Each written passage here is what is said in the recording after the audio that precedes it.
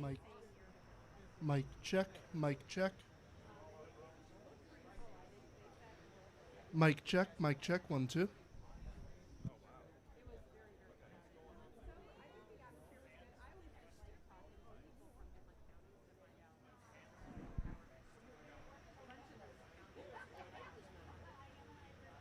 Mic check. Mic check. 1 2. Check check.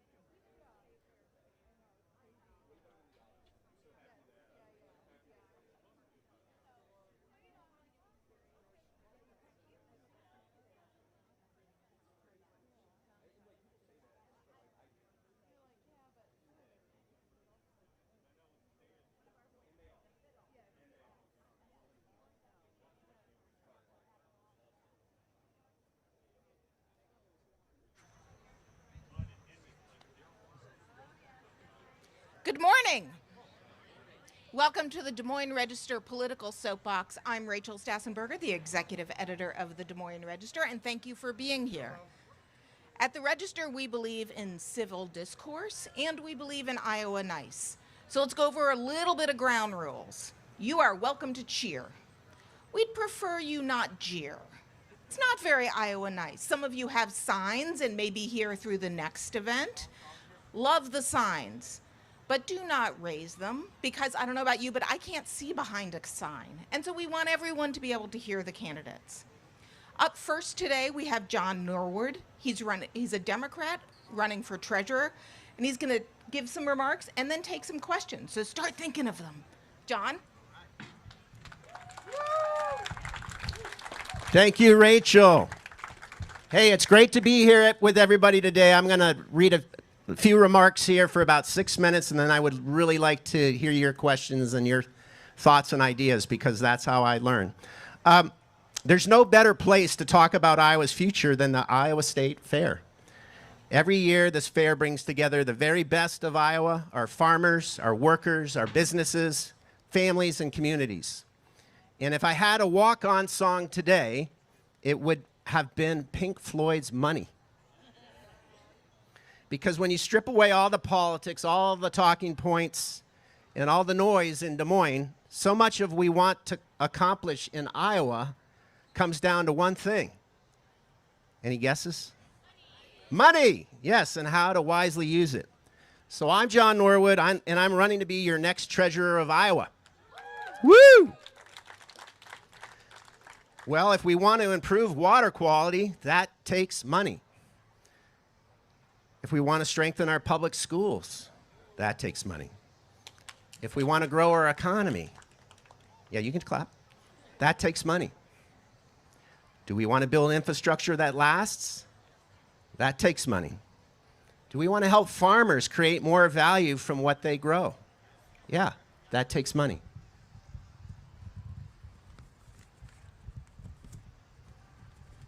These aren't just spending questions. They're questions of priorities, how we invest, accountability, and long-term value. That's why the Treasurer's Office matters. The Treasurer serves as Iowa's state banker, a chief pension fiduciary. Do we have any IPERS members here today? Lots of hands going up. The Treasurer sits on the IPERS board, one of 7 voting members. And what I like to call Iowa's chief financial officer for the people. The office shouldn't be about red money or blue money. It's about green money. Notice my shirt? And it's about dollars and cents and common sense. That's what I intend to bring to this office, along with something that's been missing. Anybody know who the current treasurer is? Any show of hands? Anybody? Maybe one? Well, we want a visible, engaged, independent voice for Iowa's finances. There's a reason our state constitution says we want to have a treasurer who's elected directly by the people. Treasurer doesn't report to the governor. Treasurer doesn't report to the legislature. Treasurer reports to all of you. I've spent more than 30 years in finance, investments, strategy, and business. A little bit about me. I earned my MBA from the Yale School of Management and a Master's of Environmental Management, which was then called the Yale School of Forestry. Today it's called the Yale School of the Environment. I'm also a proud father of 2 graduates of West Des Moines Valley High School. Do we have any Valley High grads here by any chance? Yep, a couple. And, you know, I've advised businesses, local governments, agricultural cooperatives, nonprofit organizations through the Goldman Sachs 10,000 Small Business Program, which is a nationwide program, but we have an Iowa chapter. I've worked with scores of Iowa entrepreneurs and business owners around this great state, helping them grow stronger businesses, create jobs, create wealth for their communities. And I understand agriculture. In 2022, I traveled to all 99 counties as a candidate for Secretary of Agriculture and Land Stewardship. And from 2018 to 22, I served as an elected Polk County Soil and Water Commissioner. I'm a systems thinker. One of the things we came up with is something today that's called batch and build. It's how we build water quality infrastructure at scale to match the scale of our system in Iowa. We have a tremendously large agricultural system here in Iowa. It's the #2 state, only behind the state of California in terms of the top dollar value of the output. California is a much bigger population state. It's one of the 2 most important grain-growing regions of the world. Does anybody know the other one? It's Ukraine. So, I've listened to farmers and bankers. These are sticky pages with the weather. Agronomists, livestock producers, and rural communities. And I've learned something. Good financial leadership starts by listening. That's been the story of this campaign. I've spent the past year listening to Iowans all across this great state. Now it's time to put those ideas to work. First, let's protect and strengthen IPERS. Why do we want to do that? Well, more than 424,000 Iowans depend on IPERS. 1 in 8 are a member of IPERS. About 1/3 are in retirement, 2/3 are working. It's a $47 billion trust fund that's paid for by the workers and by the employers of the workers. It pays out $2.5 billion each year to rural economies, urban economies. It's a really important recruitment and retention tool.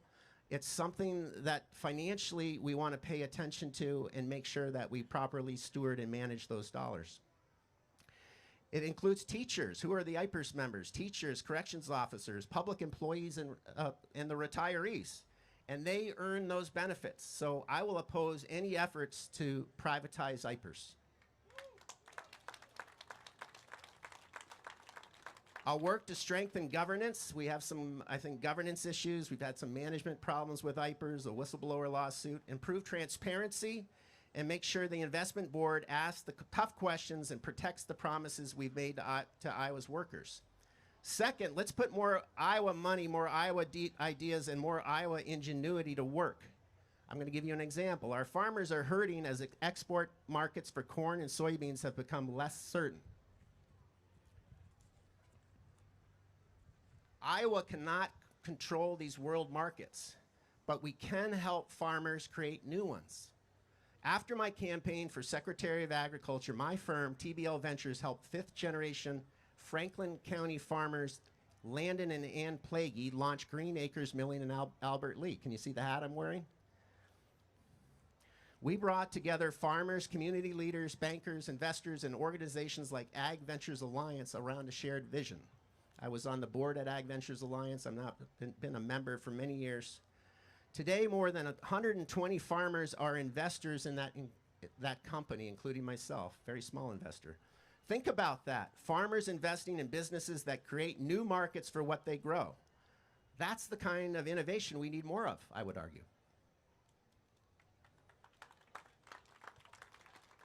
I believe Iowa should encourage more regional farmer-led processing facilities, creating markets for, in this case, oats and other third crops. We can't just stick to oats. We have to create different markets that improve soil health and water quality. Those two are connected, the soil health and the water quality. You have to understand that relationship. I learned that at the forestry school at Yale. Strengthen rural communities and give farmers more opportunity to create value, not simply accepting commodity prices. So this is part of the key. If we want to build more wealth in our rural communities, we can't just rely on commodity markets of corn and soy. They're important, but they can't be, the exclusive focus that they are almost today. After all, farming new markets of the future is a team sport. That's the message, I think, behind Green Acres Milling. One farmer can't do this by themselves. You got to work as a team. As treasurer, I'll work to bring together Iowa bankers, crop insurance providers, investors, cooperatives, and rural communities to help make more of those ideas a reality. The treasurer, it's a financial position, but guess what? Finance drives agriculture. So we got to understand the pieces. Third, let's talk a little bit about the lowest cost bid. That's a theme that's come up quite frequently on the trail. The lowest upfront price isn't always the lowest long-term cost. We've got lots of examples where we've invested in public infrastructure. There's a prison, a law enforcement complex in Sioux City that cost about $70 million, and it was built kind of in a crappy fashion, and now it's all sorts of money is being spent to try to fix it. So the lowest upfront price isn't always the lowest long-term cost. When taxpayers invest tens of millions of dollars in schools, roads, bridges, water systems, and public buildings, we should build them right the first time using skilled union labor. We want to build things to last. We want to build things for safety.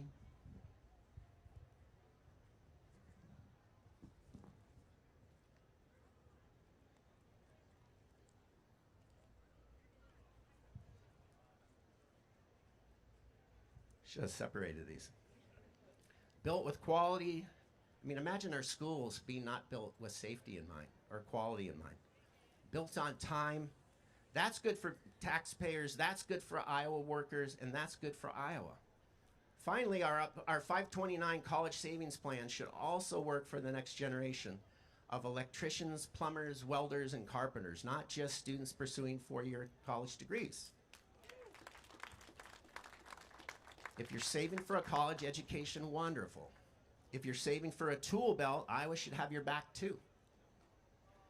So how would I be different? Well, first of all, I'm going to show up. I live in the metro, not 3 hours away like my opponent. I will treat this office as a full-time job. I'll listen, I'll ask questions, I'll be visible, and I'll speak up. You know, the auditor looks backwards at a fraction of our spending and asks, what happened? Was there waste, fraud, and abuse? And that's very important for maintaining trust and integrity in the system. I want your treasurer looking forward, big picture, and as your CFO asking, where are we going financially? Can we pay our bills? Can we get this economy out of the ditch and growing again? Are we creating long-term value for Iowa? And how do we do that best? I'm a businessman. I'm an investor, an advisor, a lifelong learner, a bridge builder.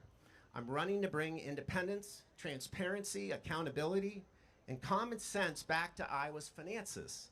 Because whether we're talking about protecting IPERs, or helping farmers create new markets, or strengthening public schools, or improving water quality, or building infrastructure that lasts, none of it happens without making smart financial decisions.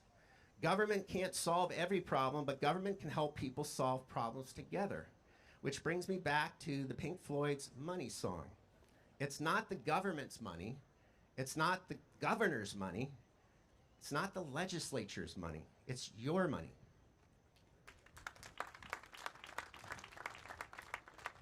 You worked for it, you earned it, and when the government collects it, you deserve to know where it goes and how it's being invested and whether it's creating long-term value for Iowa.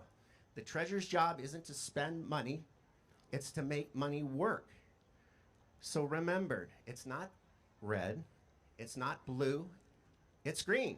It's your money.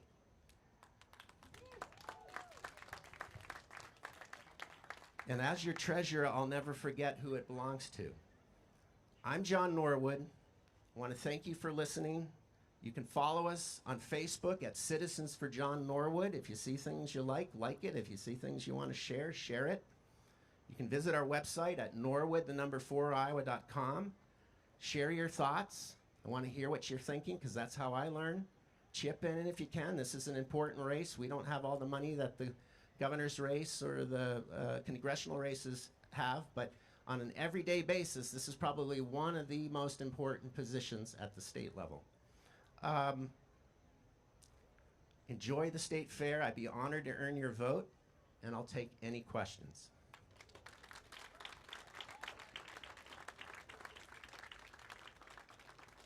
Don't be shy. Dave. Speak up, too.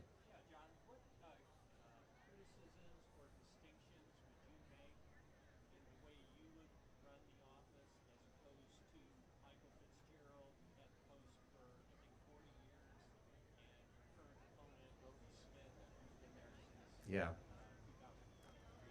Yeah, so your question's about distinctions between how I would run the office and what the current guy is doing, and of course Mike Fitzgerald, who ran the office for 40 years. I'll give you one of the things that I really like about what Mike did. I mean, most of the programs you see in the Treasurer's Office today, Mike created. So the 529 plans, the Great Iowa Treasure Hunt. There's another program called LIFT, which stands for Linked Investments for Tomorrow. That was created back in the 80s. And it was created by Mike working with some legislators. You know, the treasurer doesn't get to create these programs whole cloth, but the treasurer should be listening and should be engaging with the legislature, understanding what's going on in Iowa. So LIFT was created to help diversify agriculture. And that was, 30 years ago. And so we still have that need. We still have the need to create and diversify agriculture. That original program was used to help some early farmers add perennials crops in apple orchards. So, I think the opportunity exists within the Treasury and the Treasurer's Office to how to align and keep more, for example, of our taxpayer dollars circulating in this state. We send $2.5 billion of our short-term taxpayer dollars out of state chasing a return. Instead of keeping that money with our local banks and credit unions to help support growth in the economy. Why? Because when we put the deposits in our local banks, they can make loans against those deposits. And that's how we can grow the economy. That's how we can work with agriculture. So that would be one of the things that I would do differently from the current incumbent. But I think you have to treat it as a full-time job. And you have to get out there, you have to meet people, you have to work with the legislature, and you have to be creative and a good listener. So those are some of the things I would do differently. Mike Fitzgerald did a wonderful job. He's a supporter, and I think there's a lot of lessons to be learned from how Mike ran that office. Other questions? We've got 5 minutes here. Have you been in the west part of the state, Missouri River, Mississippi River? Have you been around the state? Where have I gone in the state? Yeah, I've been all over. And I've been out, and I was last weekend, I was in eastern part of Iowa, in Davenport, down to Montrose, and then up to Cedar Rapids, and over to Spirit Lake, and I've been in Sioux City, and all parts of Iowa, because you got to hear the different parts of the story. I think one of the things I really pay attention to is what's happening in our border cities. You know, either the borders with Illinois or Minnesota, or on the west coast, or the Sioux City area where we've got South Dakota and Nebraska, because you learn about what's going on in different parts of the state. South Dakota, for example, they have no income tax. But guess what? One guy I was talking to, he says, oh yeah, I live in South Dakota, and yeah, there are a lot, that's, you know, they low income tax, so that's where all the doctors and the lawyers go. But he says, hey, guess what? There's no grocery stores where I live. Well, why is that? Because they tax groceries in South Dakota. So the grocery stores are on the Iowa side of the river. So you learn a lot. You've got to get out. I've done thousands of miles, probably tens of thousands of miles. In 99, I went to, or 2002, I went to all 99 counties. It's really important to get out there. Thank you for that question. We might have time for maybe one more question, maybe two. Yes? How will you protect our IPers? How will I protect IPers? Yeah, I think that's incredibly important. First of all, we got to pay attention to IPers. And I think that we got to pay attention to some of the management concerns. And I think there's some structural problems with the governance of IPers. There's no, board doesn't have hire and fire authority over the CEO. That's currently the governor has that. So the recent CEO who resigned under investigation, the number 2 benefits guy that was fired, we got to change that, somehow modify that. Maybe long term, it's the board that does the hiring and firing, like so many other of these pension funds, including the new CEO who's coming in from Maryland. Guess what? At Maryland's board, they hire and fire the CEO. So that would be one thing. Then we don't have we've fired the chief risk officer for the $47 billion fund. And that person is now, there's a whistleblower lawsuit. That position has been open for 2 years. There's no risk officer for a $47 billion fund. That makes absolutely no sense to me, that position has been vacant. So we gotta pay attention. You can clap for that. You need a watchdog on the board, though. You know, I'm one of 7, so I don't get to make all the decisions myself. But you need someone to stand up and ask these hard questions and point out if we don't have using common sense. We need to start doing that. All right, one last question. We got 1 minute, so it's got to be a speedy question. Or did I exhaust you all? Yeah. The auditor or the treasurer? I'm running for treasurer.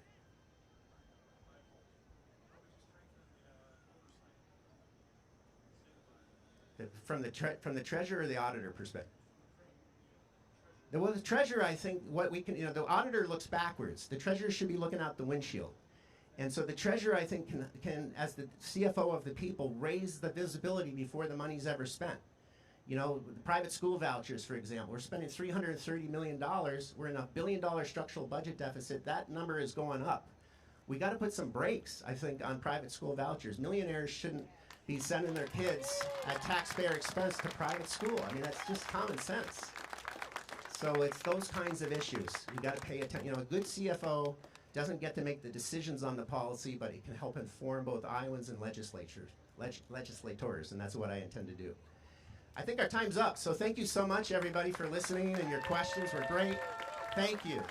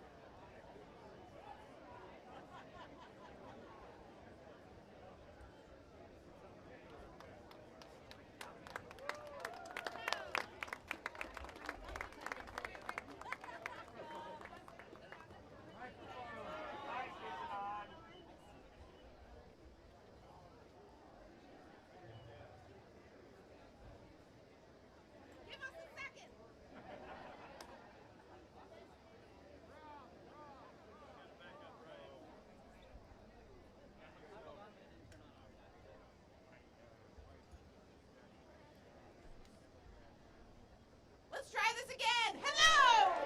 Woo! Welcome to the Des Moines Register Political Soapbox. I'm Rachel Stassenberger, the executive editor of the Register, and thank you for being here. At the Register, we believe in civic discourse, so we've invited all these candidates to speak to you directly, and we believe in Iowa nice.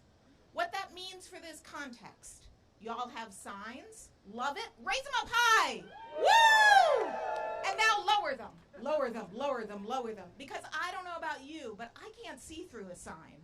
So if there's people behind you, it's helpful if you keep them lower.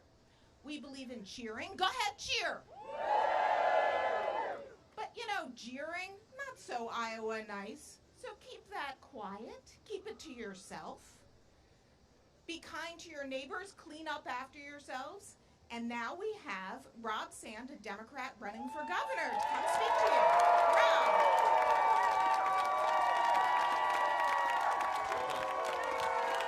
Hello, Iowa. How's everybody doing? Good to see you. Thanks for being here. I want to start with something that I think is common sense and most people understand it, but very few candidates want to talk about it. Our political system is broken largely because it's run by two private clubs. Many of the people who are in the leadership of those private clubs are happy to have you hate people you used to love if it means that it's easier for them to control you. And they've realized that a lot of the problems that we face are hard to solve.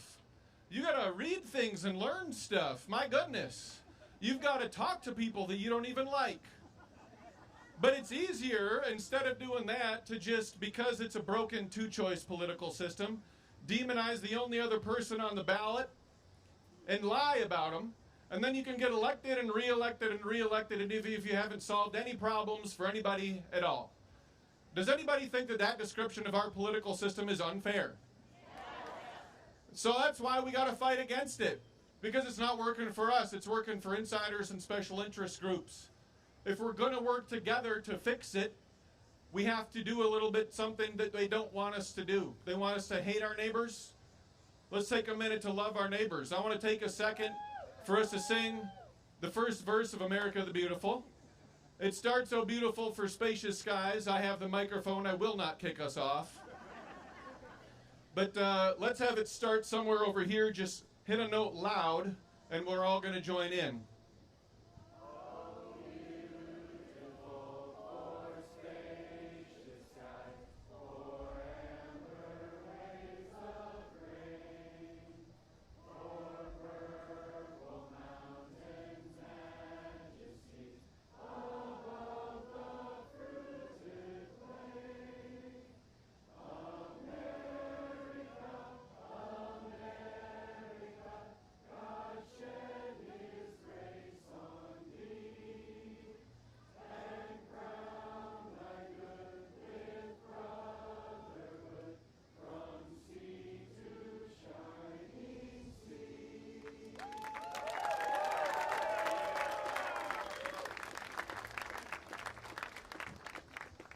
Good work, Iowa.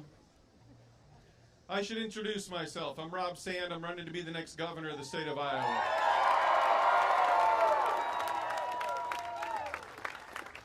I was born and raised in Decorah, northeast Iowa. My dad's family got off the boat from Norway in the 1800s, came to Winneshiek County, and has been hanging out there ever since. And my mom's a mutt from Cedar Rapids. My wife is Christine. She grew up in Denison area and then Ames. We've been together for 16 years, married for 14. Our boys are 12 and 9, and our dog is 6, and she just turned 6 a couple of weeks ago. 4 important parts of my upbringing: going to church, hunting, fishing, and my first job, which taught me a lot, that was catching chickens. 3 of those 4 things are still important parts of my life today. I think at the end of the day, I can tell you exactly why I registered as an independent voter when I first registered to vote. It's because I don't like the two-choice political system. I think it does more to divide us from each other than it does to actually work to solve our problems. Because, well, it's the lesser of two evils at the end of the day. And it's not often enough that we are able to feel inspired to voting for someone instead of feeling like we're trapped into doing it. But that said, And let me rephrase that in a way too. I realized that I had to register with a party in order to vote in a primary. Can we talk for a moment about how un-American that is? Here we tell people in June, sorry independent voters, you're less equal than the rest of us and we're not going to have you vote, but hey, come back in July and we'll celebrate Independence Day. Let me rephrase it in another way. Here, where you have a constitutional right to vote and there's an election that your tax dollars are paying for, you're told that you got to join a private club before you can participate. Says who? Can anybody give me a good reason that we have to be Democrats and Republicans? There aren't any. The truth is that these two private clubs have written special legal privileges into the law for themselves because it makes it easier for them to have power. We should change that. We should end that. It ought to be focused on the people of the state of Iowa, not political parties.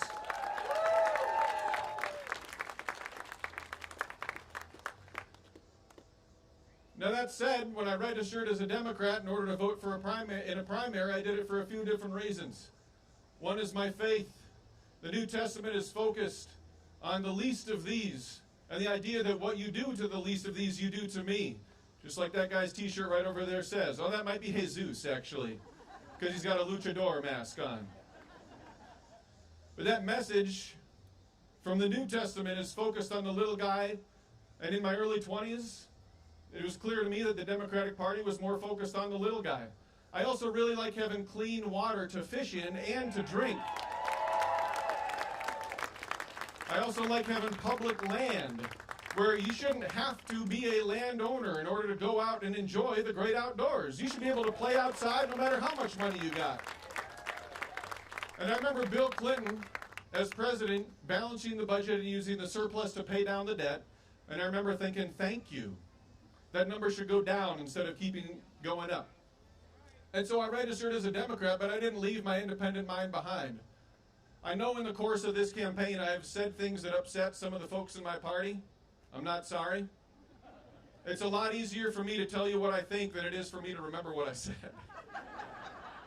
So I'm going to keep doing that because it's better for me, and I frankly think it's better for all of us. I think we're all probably tired of having people tell us what they think we want to hear as opposed to telling us what they think. Now, when I finished my education, I went to work at the Attorney General's office, 7 years as the Chief Public Corruption Prosecutor. Prosecuted the Iowa Film Office tax credit scandal, uncovered and prosecuted the largest lottery rigging scheme in American history, and prosecuted quite a bit of violent crime at the same time. Some of the worst predators that Iowa has ever seen are now in the Civil Commitment Unit in Cherokee because I put them there. I realized in the course of my work that a lot of the work that I did with the auditor's office was enjoyable and fun, and they had great people working in the auditor's office, but sometimes their investigations for public corruption didn't quite work well in a courtroom, and I knew why. All the folks in the auditor's office were accountants. God bless accountants. You got to have them if you're going to do financial statement audits. But if your office's job is also to conduct public corruption investigations, you might want a few folks involved who have been in a courtroom quite a bit as a prosecutor or someone in law enforcement. And I thought, well, I could fix that. And I know that throughout my life, the idea of having balance between people who think differently from each other is actually an effective way to solve problems. I learned this when I was in Decorah. I spent my junior and my senior year in high school getting a skate park built. And that was property owners who were mad at skateboarders working with skateboarders. We got it done. When I was a student, I put together a class on conservatism, not because I wanted to hear more about only things that I agreed with, but I wanted to encounter every idea that I could because I knew at the end of the day, if I could have a deeper conversation with someone that I thought I disagreed with, we'd actually probably figure out that there's a place down a little bit deeper where we do agree. Thanks. One of my favorite moments in this campaign is where I say something so painfully obvious and mundane that you never hear from a candidate that people actually clap for it. It was the same thought when I realized that the auditor's office needed someone who'd worked in a courtroom quite a bit to balance out their investigations. And so I ran and I won, in part because I realized that they also had tremendous power to promote government efficiency and they weren't really doing it. So I said, let's do that too. So I ran and I won. We created a government efficiency program called PI. It's available for you to look at auditor.iowa.gov/PI. It's not as tasty as the pie that you'll find here today, but if you like saving tax dollars, you're still going to enjoy it just the same. It's been used in every county in the state of Iowa to save money for taxpayers, and it's been used in copied in 2 other states. I also took a solitary stand against Iowans' tax dollars getting used to bail out the most egregious acts of sexual harassment by government insiders. Why would your money go to pay for what they did wrong? And I've never heard a good answer to that question. There's a sentence or two in Iowa Code Chapter 669 that says when somebody does something willful and wanton as a state employee, really bad, that we can go after them and make them pay for it instead of taxpayers paying for it. And so I asked these questions in those cases. When we were paying millions of dollars to bail out wrongdoing by Dave Jamieson, head of the Iowa Finance Authority, I said, well, are we going to go after him? And all I heard from establishment figures in both political parties was why we shouldn't use those 2 sentences in Iowa law. Rob, we've never used that law before. Guys, maybe we should start. Maybe if we had started years ago, this would not have happened. Well, I don't know, Rob. I mean, if we start doing this, we might discourage people from joining public service. There's probably some people we want to discourage from joining public service. If you look at a position of trust and power in society and say, oh goody, now I can do all the things that I know I want to do but I shouldn't, then I don't want you in a position of trust and power in society. And so what I ended up doing was making life very awkward for myself. I could have just ignored those 2 sentences. No one would have been the wiser. I could have just gone along to get along and had nobody get mad at me. But when all those folks in both political parties got mad at me, do you know what? I didn't care. I've been pissing off powerful people in both parties on your behalf as your state auditor. I'd like to keep doing it as your governor.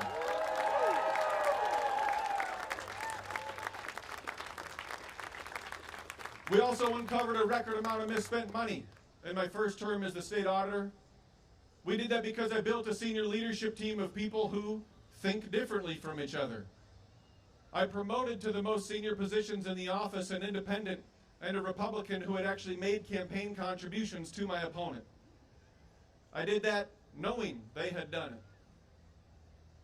I think that when different people who think differently from each other work together, we actually get to better answers. Now, people who love politics, they tell me, Sand, you dummy, you're doing it wrong. The people who oppose you, you're supposed to punish them. The people who support you, you're supposed to reward them. That's how you get as much power as possible and make everybody scared of you. There are 2 answers to that question as far as I'm concerned. Number 1, who is ever going to be scared of me? Look at this face. As a little old lady told me live on camera with KCCI, you look like you're 12. I said, I know, isn't it crazy? People talk about how you age when you're holding political office, and they ask me what the secret is, and I say, don't lie.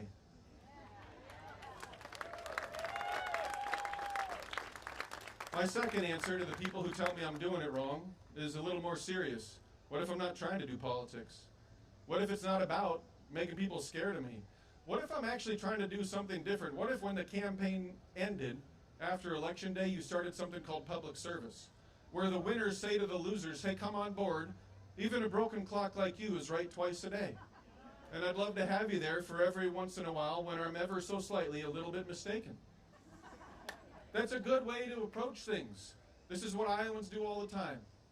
And so because we had a balanced senior leadership team in my first term in the auditor's office, we uncovered a record amount of misspent money. Then Iowans who thought differently from each other worked together to re-elect me as your state auditor. Democrats and independents and Republicans. Then the legislature came back to town and with the governor passed the single biggest pro-corruption bill in Iowa history, despite bipartisan opposition making it harder for the state auditor's office to do their job. Now, politicians will make words come out of their mouth to defend this law. All you really need to know is that every single government watchdog in America who weighed in on this, and there were many, Democrats and independents and Republicans, every one of them said this is going to lead to an increase in waste, fraud, and abuse of your tax money. George W. Bush's Comptroller General of the United States of America, who ran for governor as a Republican in his state in 2018, wrote our legislature 2 letters saying how dumb this was. They made it the law anyway. How did we get here, folks? How did we get here? In a state where we have such a tradition of good government in Iowa, and I just described for you something that sounds like it came from Illinois. If I'm offending anyone from Illinois, I'm not sorry. Here's how we got here. 10 years of one-party control. I'm not here to tell you that the answer is to give the other party 10 years of one-party control. If you think that that's the answer, then I think that you should visit California and New York. They are not utopia. They have problems. Now, some of the problems are different because the parties are different, but many of them are actually the same because when too few people have too much power for too long, bad things happen. You finish this phrase, power corrupts and absolute power. And we can say in Iowa it takes 10 years. Because where are we right now? Over the last 3 years, averaging 48th for personal income growth, but what are we at the top for in growth? When I was growing up in Decorah, our education system was among the best in the country, and we are now in the bottom half and losing to Nebraska.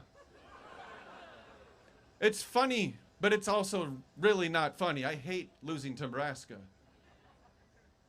We have a corruption crisis, a crisis of high costs, and a crisis of cancer. But in the Capitol building in Des Moines, they're running around saying, hey guys, we got a real problem. The state auditor, he won't quit doing his job.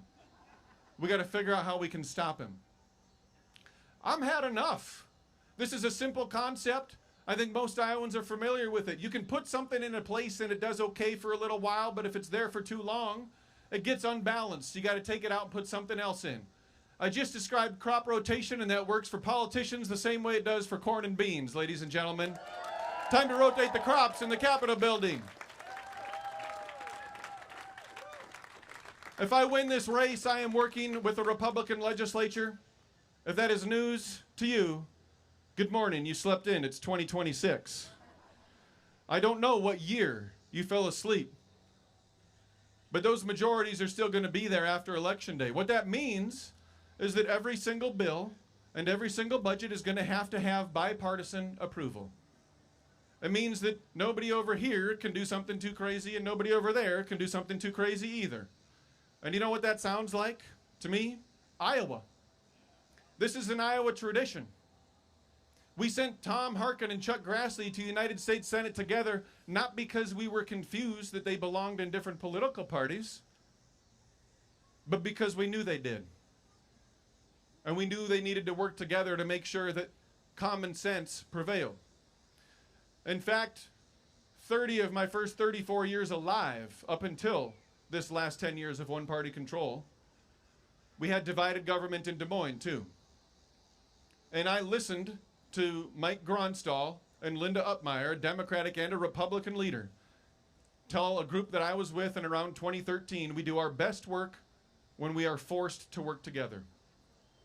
Forced by the people of the state of Iowa. Because we want an Iowa that works for everyone that is here. Every Iowan, not insiders, not special interest groups.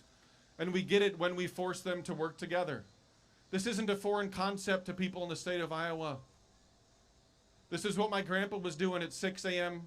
coffee at Hardee's, and then 7 a.m. coffee at McDonald's, and then another coffee at Burl's. This is what my mom is doing in her quilting group and in her knitting group. It's what all of you are doing in your social circles around your communities. You get together with people. You don't check party ID on the way in the door. You sit down around the table. You don't at that point have people raise their hand to figure out which party there's more of. You just listen to each other and you give and you take.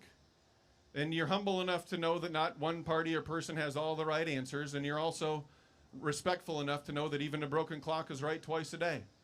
And no matter where you go in Iowa, that gets described the same way. What'd you do at coffee, Grandpa? Solve the world's problems. I want us to get back to solving the world's problems in the Capitol building in Des Moines. That's how we build an Iowa that is not redder or bluer, but better and truer Iowa. Appreciate you being here. Thank you very much. Thanks for your support.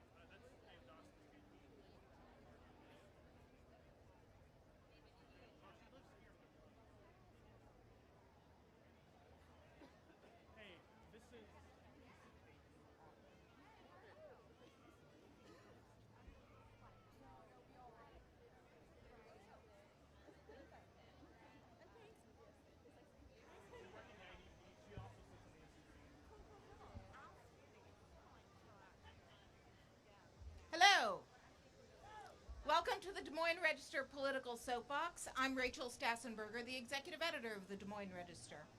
We at the Des Moines Register believe in civic discourse, so we've invited all these candidates to come speak to the people directly, and we also believe in Iowa Nice. And so that means you can cheer, but please don't jeer. If you've got signs, please don't hold them up, because I don't know about you, but I can't see through a sign, don't have that vision, and it's not very Iowa Nice to block off the people behind you. Without further ado, I'd like to invite up Dave Dawson. He's a Democrat running for Congress. Dave? Thank you. Thanks, everybody, for coming out today. Is everybody having a good time at the fair? Good. It's a little warm today, but at least the rain stopped before we had time to talk to everybody here today. So I thought before I ended with some questions at the end, I want to make sure I take time to introduce myself, tell you a little bit about my qualifications and why I decided to run for Iowa's 4th Congressional District. I was born in a small town of Cherokee in northwest Iowa, and I grew up in Washta. I actually have some high school classmates who are here today from Washta area, and I went to a small town school called Willow Community School District. It's now closed. We've had far too many schools over the last 30 years closed down to the lack of education funding and making it more difficult for small towns to survive and thrive. Growing up in Washta, it's a town of about 300 people. It's known as the coldest spot in Iowa because it holds the record cold temperature for the coldest spot in the whole state. My parents have lived in Washta since 1966 in the same house, so they're longtime Northwest Iowa residents. My grandfather had farmed in Grand Meadow Township in rural Cherokee County, and then my parents ran a small agricultural business in Washta, and all of their customers were farmers, so we have a farming background in my family. I decided not to go into the family business, and I went off to Iowa State University in Ames, go Cyclones, and I received my undergraduate degree, and then I decided to go on to law school. And after 3 years in law school, I took my first job in Chicago, and I worked for a large corporate law firm. And although it was a sound financial decision to go work at a big corporate law firm in Chicago, it was not my passion and it was not my calling. So in 2002, I moved back to Iowa, and I started my career in public service, and I began as a prosecutor for the state of Iowa in the Woodbury County Attorney's Office. I've now held that position for over 19 years, and in that position I've had an opportunity to prosecute drug dealers, sex offenders, and other criminals, and I also have specialized in cases involving victims of child abuse. I currently live in Lawton, which is a small town just outside Sioux City, about 900 people. It's right on Highway 20 if you've ever driven to Sioux City.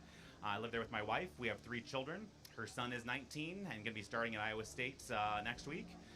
We have her daughter who is 17 and going to be a senior in high school, and then our daughter together is 12 and she's starting 7th grade. While I've lived in Woodbury County, I was very active in my community. I've been a high school coach, I've been a church elder, and I've also served on several nonprofit boards. I have served on the board for the Community Action Agency of Siouxland for 14 years, and we oversaw the Head Start and Early Head Start programs.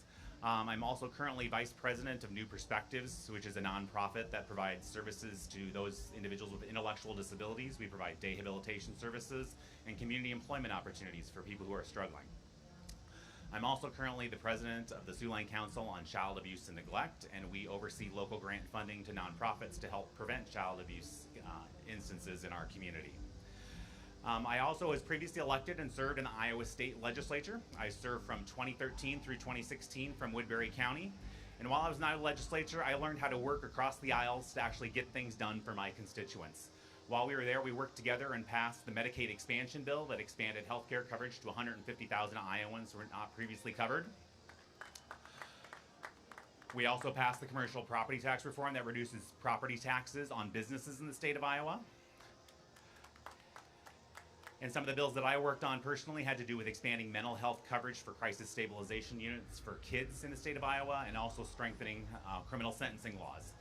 While I served in the Iowa State Legislature, I earned a reputation as somebody who could be counted on and trusted. And in 2016, I was awarded the Gold Star Award by the Iowa State Sheriffs and Deputies Association for my work on law enforcement and public safety issues. While I was in the state legislature, I took a break from my county attorney's position for 5 years, and I ran my own law practice, so I had my own small business, and I primarily worked on family law cases, but I also worked as a court-appointed attorney representing abused and neglected children, and also parents who are struggling with substance abuse and mental health issues. As an attorney in Iowa, I've had the privilege of arguing and winning 2 cases before the Iowa Supreme Court, one to ensure equal protection to children, and another one as a parent's attorney to make sure someone with a substance abuse addiction actually have adequate opportunity to receive the services that they need to be rehabilitated and reunified with their children. So I've had all of these great experiences in my life, and I left politics a decade ago because I wanted to spend more time with my family, because I had 3 kids under the age of 10 back then, and I thought it was important that I be more present in spending half my year in Des Moines and away from family. But over the last 10 years, the state of Iowa has headed off in the wrong direction. We've had 10 years of one-party control, and we've had a lot of losses. We've had a loss of our #1 education status in Iowa. We've had slow economic growth. We've had stagnant wages, and we have increasing cancer rates. And then last summer, Congress decided to pass a budget bill that cut $1 trillion in healthcare funding, making it more difficult, especially for people in rural Iowa, to access the healthcare services that they need. As an advocate for child abuse victims, they oftentimes have mental health or substance abuse issues related to the trauma they've experienced in their life. And if they don't have access to Medicaid services, it's going to be much more difficult for them to receive the services that they need to heal and recover from the trauma in their lives. So last year I decided to step up and run for Iowa's 4th Congressional District so we can actually put people first instead of partisan politics. Over the last year, I've had a chance to travel around all 36 counties in Iowa's 4th Congressional District at least 3 times, and before November, my plan is to get to all 36 counties 4 times, so I'll be making 4 trips through the 4th District.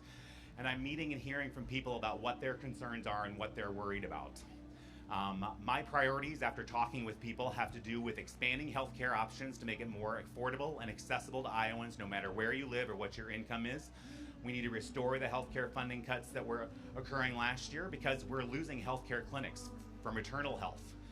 Rural nursing homes are closing. Rural hospitals are at risk of closing because Medicaid serves up to nearly 25% of rural Iowans, and Iowa's 4th District is the most rural district in the state of Iowa. So we have a lot of people who rely on farm income who don't have an employer-based health system that rely on Medicaid, or also the Affordable Care Act subsidies that were also cut. We need to be focusing on trying to help people make things more affordable. I also support making sure that we're funding research to address the cancer crisis and putting in place the best water quality practices in the state. I support strengthening Social Security and Medicare so we keep the promises to our seniors. I support strengthening rural communities and investing in small towns so that they thrive and so that we have a strong, stable farm economy with markets that are open.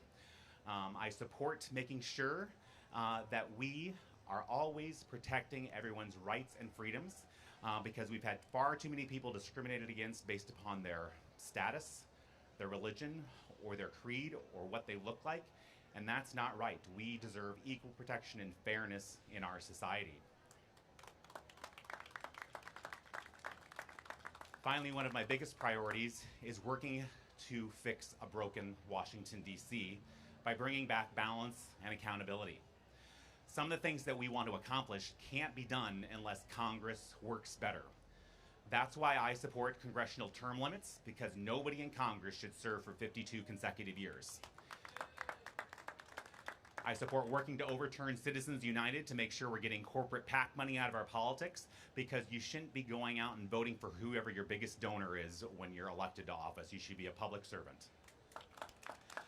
We should also make sure that we are banning stock trading by members of Congress and their families, and anybody in the executive branch for that matter, because you shouldn't be going out there and profiteering off of the votes that you make while you're in Congress. We also need to make sure we're banning lobbyists who are former members of Congress, and put a moratorium in place so that you can't just leave Congress and come back and start lobbying your friends and for favors to help you enrich yourself yet again. And finally, I support imposing a mandatory code of judicial conduct for the U.S. Supreme Court so that they have to follow the same rules that every other judge in the United States have to follow, and they can't be profiteering off of the decisions that they make or anyone in their family. But we can't accomplish these things without your support, so I hope you'll log on to davedawsonforiowa.com, learn about how you can get involved in my campaign and sign up and become involved in my campaign as quick as you can. We only have 80 days until the November election. So at this point in time, I want to make sure I have a chance to open it up to any questions that people in the audience might have. And also just want to acknowledge my sisters here in the front row, so thanks for coming out today, Deb, and her husband, Bob, so thank you for coming out. But anybody that has a question for me today, I'd be glad to take any questions from the audience. I've held public town halls everywhere in the district. I think it's important that we take time to answer people's questions and know what their concerns are. And although I am an attorney, I am not an expert on every policy topic, so I might not have heard your question before or understand what you're asking, but I want to do my best to try and answer any questions that people have today. Yes, in the back there. You're for term limits?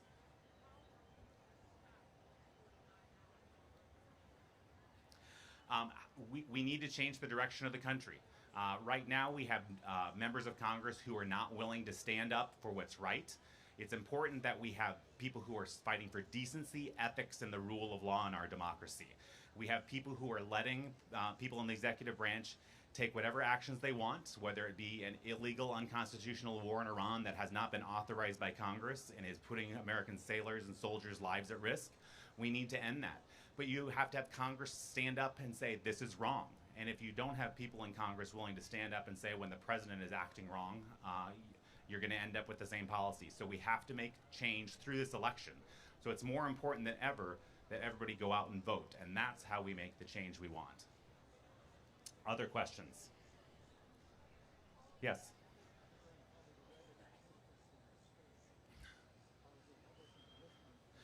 So the 4th District, yes, it is the reddest or most Republican registered in the state. And then what's your question?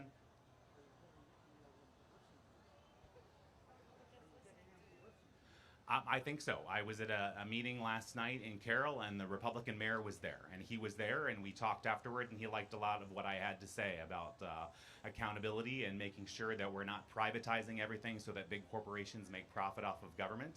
He also asked a lot about the voucher bill, which is not something I do talk about at the state level, but there are Republicans out there who don't understand why we are giving millions of dollars to private schools, especially to families who can already afford to send their children to private school. And so it was a question about state policy, not federal policy, but I think people are concerned about the direction of the country because, like I said, we used to be #1 in education in Iowa. It was a reason for people to stay here and raise their families. And if we're falling down to the bottom half at the 27th, why would you ever want to keep your child in the state of Iowa? And why would you want to have your family grow up here, especially with our water quality issues, making people sick? We want to do better, so we've got to vote for different people if you want different results. Other questions? Yes, sir. How are you going to deal with the $39 trillion national debt. How will we deal with it?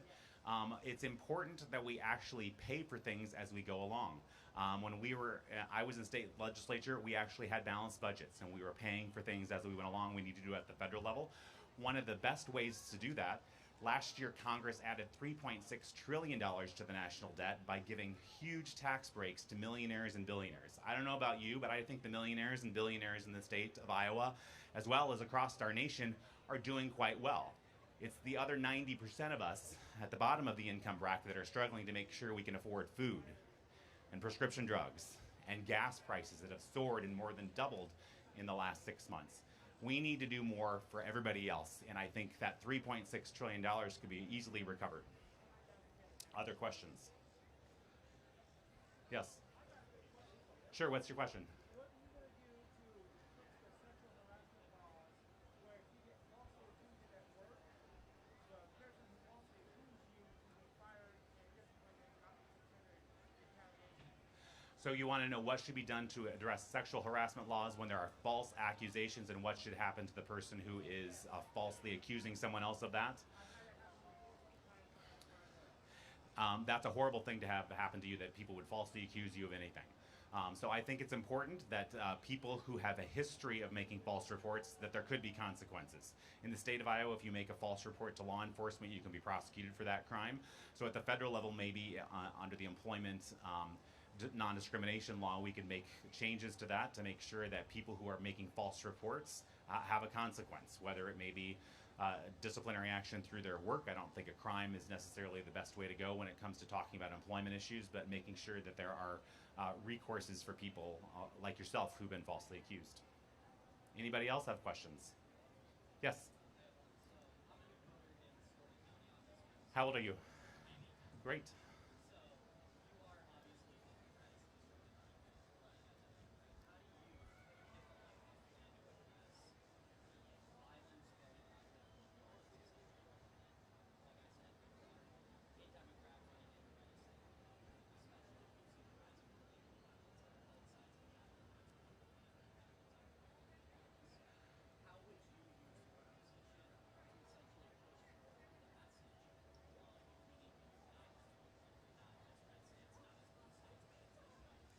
Yes, how do we address political violence that's occurring on both sides of the political aisle and making sure that we're coming together for a unity message of unity? Those are important things to me. And as you can see from my campaign literature, my campaign slogan is "Let's grow Iowa together." Because I truly believe if we work together, whether you're a Democrat, Republican, or an independent, we can come up with the best solutions for our country to help move our country forward. So we have to have less angry dialogue, less people turning to social media for clickbait and horrible made-up stories about people on both sides of the aisle. We need to have face-to-face conversations, listen to one another, and talk about the issues and how they might best be solved by people in our country. I try not to talk about my political opponent because I think it's rude to just talk bad about somebody who's not even there.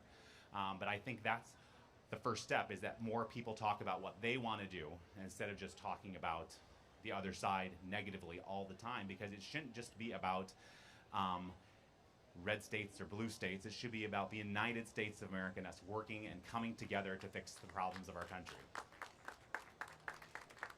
Other questions that we have? Yes. Sure.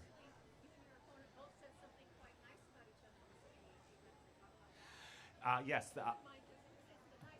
Yes, a couple weeks ago I was at the Woodbury County Fair, which is my home county, out in Mobile, small town just outside of Lawton, and just so happened that I was at the Democratic booth and my opponent showed up and he was at the Republican booth, and the two of us saw each other, and we had not seen each other over the whole last year of the campaign.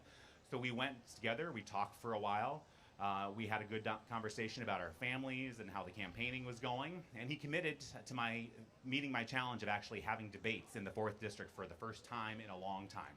I'm hopeful he'll follow through in getting back to the League of Women Voters up in Sioux City, and we'll schedule a date soon. But we agreed that we might disagree on policy, but we don't need to be disagreeable with one another. My opponent and I have known each other for 15 years. Some of you might know he's the president of the Siouxland Chamber of Commerce up in Sioux City, and I've been a prosecutor in Sioux City for over 20 years, so we know each other, and I think it's important that we set that example for other people. And there's a picture on Facebook with the two of us holding an American flag at the fair booth, because we thought it was important to come together and say that we are going to respect one another despite our differences. Other questions?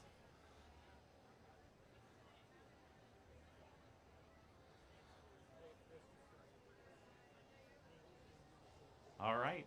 Well, if there aren't any other questions, I have a few minutes left. I just thought I would wrap up with this. So in Iowa, y'all get told over and over again that nobody can win in the 4th District if you're a Democrat. But I leave you with this message. In 2018, during the first Trump administration, J.D. Schulten from Woodbury County came within 3 percentage points of beating Steve King, who was a 16-year incumbent. Current polling shows at times Josh Turek and Rob Sands ahead in a state that President Trump carried by 13 percentage points. So if we're swinging the election by over 13, maybe even 15 percentage points, that takes the Democratic margin a lot closer. This is a plus 15 Republican area, so a typical Republican should win by at least 15 percentage points. But if we are switching people's minds that much on some of the issues that they care about this year, it's possible with enough work, with the right message, and with actually enough resources to fund this campaign, we could get out there and win this. So I hope people will actually take a look at the 4th District, actually understand that we can make a change in the 4th District that will actually help make Iowa better. So I'll leave you with this. I hope you will all join my campaign, and let's work to grow Iowa together.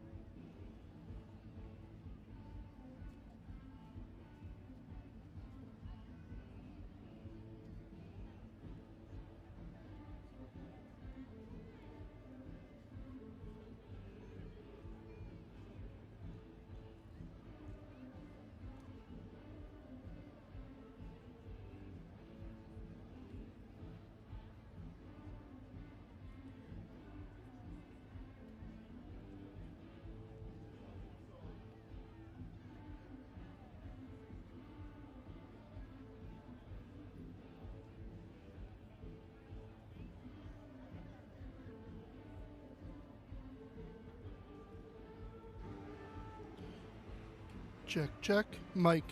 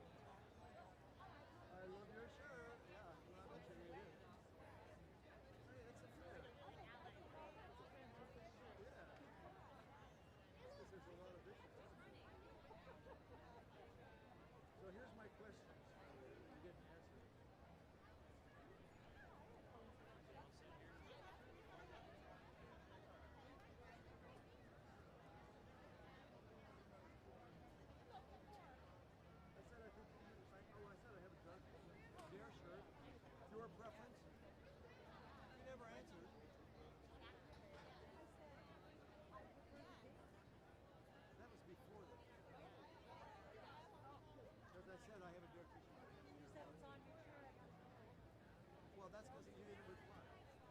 I have it with me now. No, I didn't. I left it. And then I said, see you at the fair. That's your forgiveness. Not completely. You know, more than I would normally than I normally would. Did you come down here? Not to the fair. You and Kevin?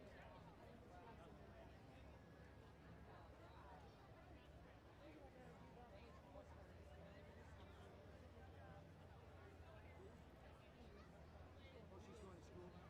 What grade? Is she excited? Is Stephanie making her go to real school? She decided she wanted to go to real school. Probably saw 20 years. It's sweaty and I'm wearing jeans and I have stuff in my pockets. Can't pull them up.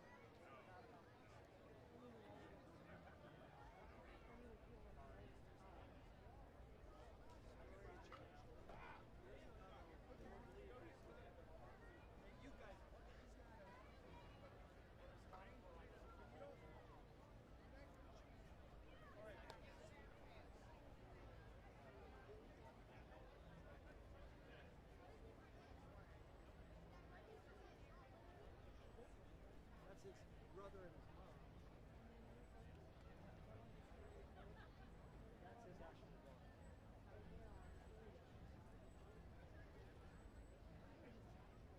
Well, this one.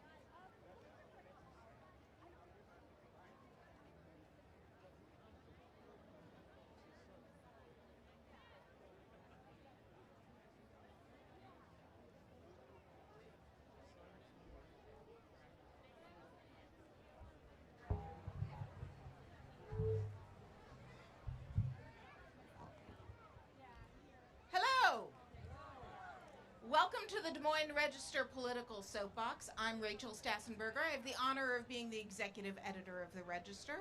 And here at the Register, we believe in civic discourse, so we've invited all the candidates to come talk to the people who they're asking for their vote. And we also believe in Iowa Nice.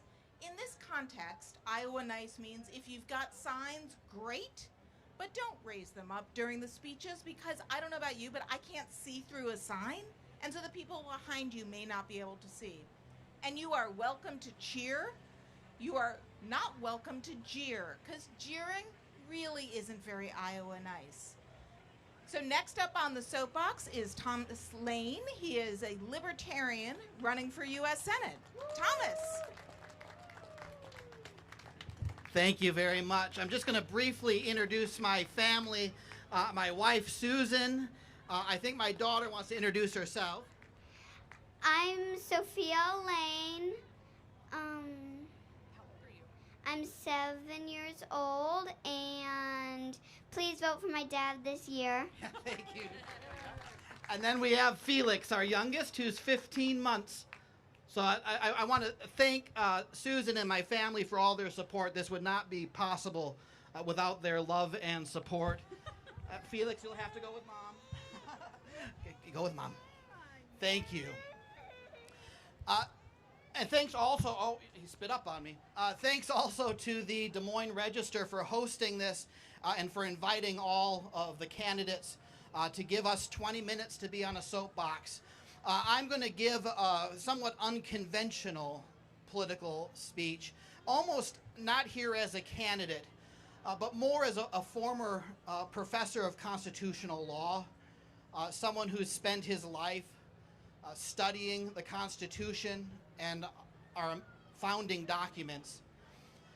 And I come bearing sad news, despite the celebrations around us. This is going to be a somber presentation, these next 20 minutes. Because, you know, we're celebrating the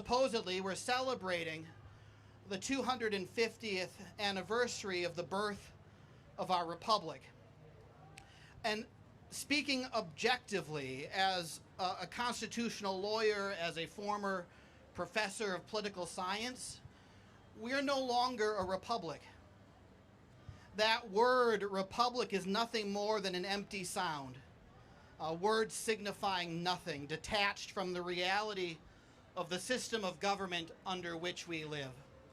You know, when we pledge allegiance to the flag, we pledge allegiance to the republic for which it stands. But that word, as I said, no longer has meaning. It's no longer attached to the system of government we have in the United States. And I'm going to prove it in the time I have today. And speaking from a personal experience, many of you are aware and share my concerns about the Summit carbon pipeline. For those of you who might not be familiar with it, I'll give a very brief explanation. Congress passed sections 45Q and 45Z of the IRS tax code, which says that if you capture carbon dioxide that would otherwise be released into the atmosphere, our federal government will pay you $85 per metric ton of carbon dioxide you capture, direct deposited into your bank account, a tax credit. A businessman, millionaire named Bruce Rastetter hatched a scheme that he would capture the carbon dioxide being emitted from our state's ethanol plants. He would liquefy it under immense pressure and pump it across our state in pipes.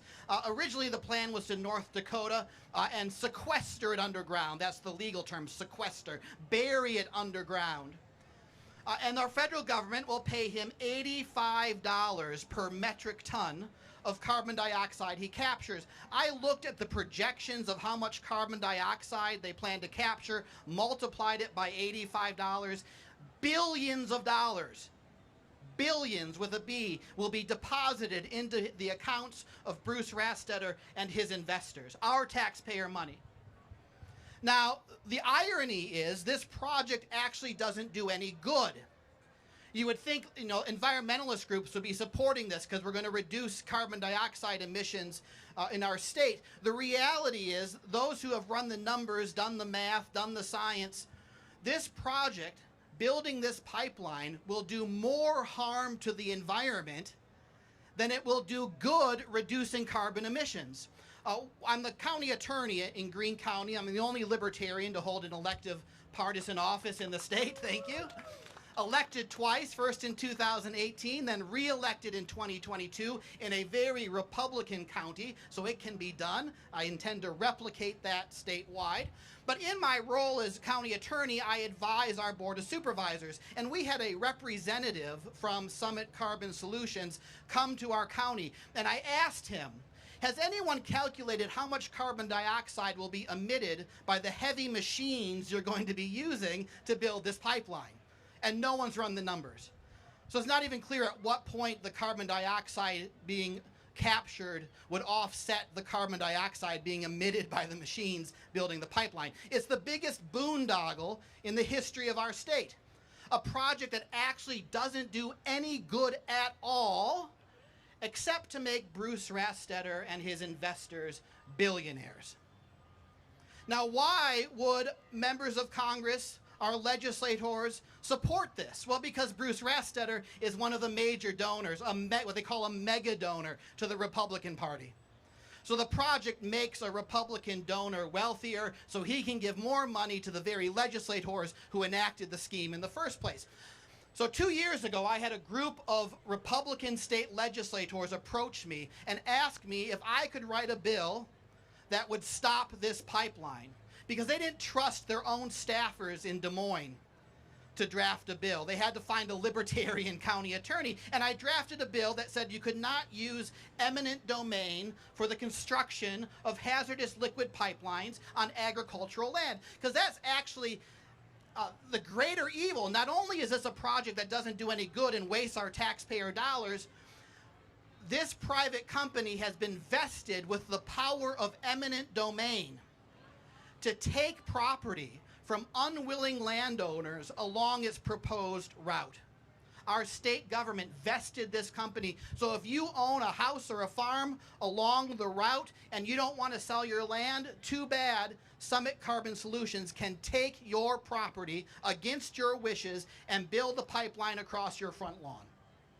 And these Republican legislators approached me and said, can you draft a bill that would stop this? And I said I could, and I drafted a bill that would have prohibited the use of eminent domain on agricultural land in our state.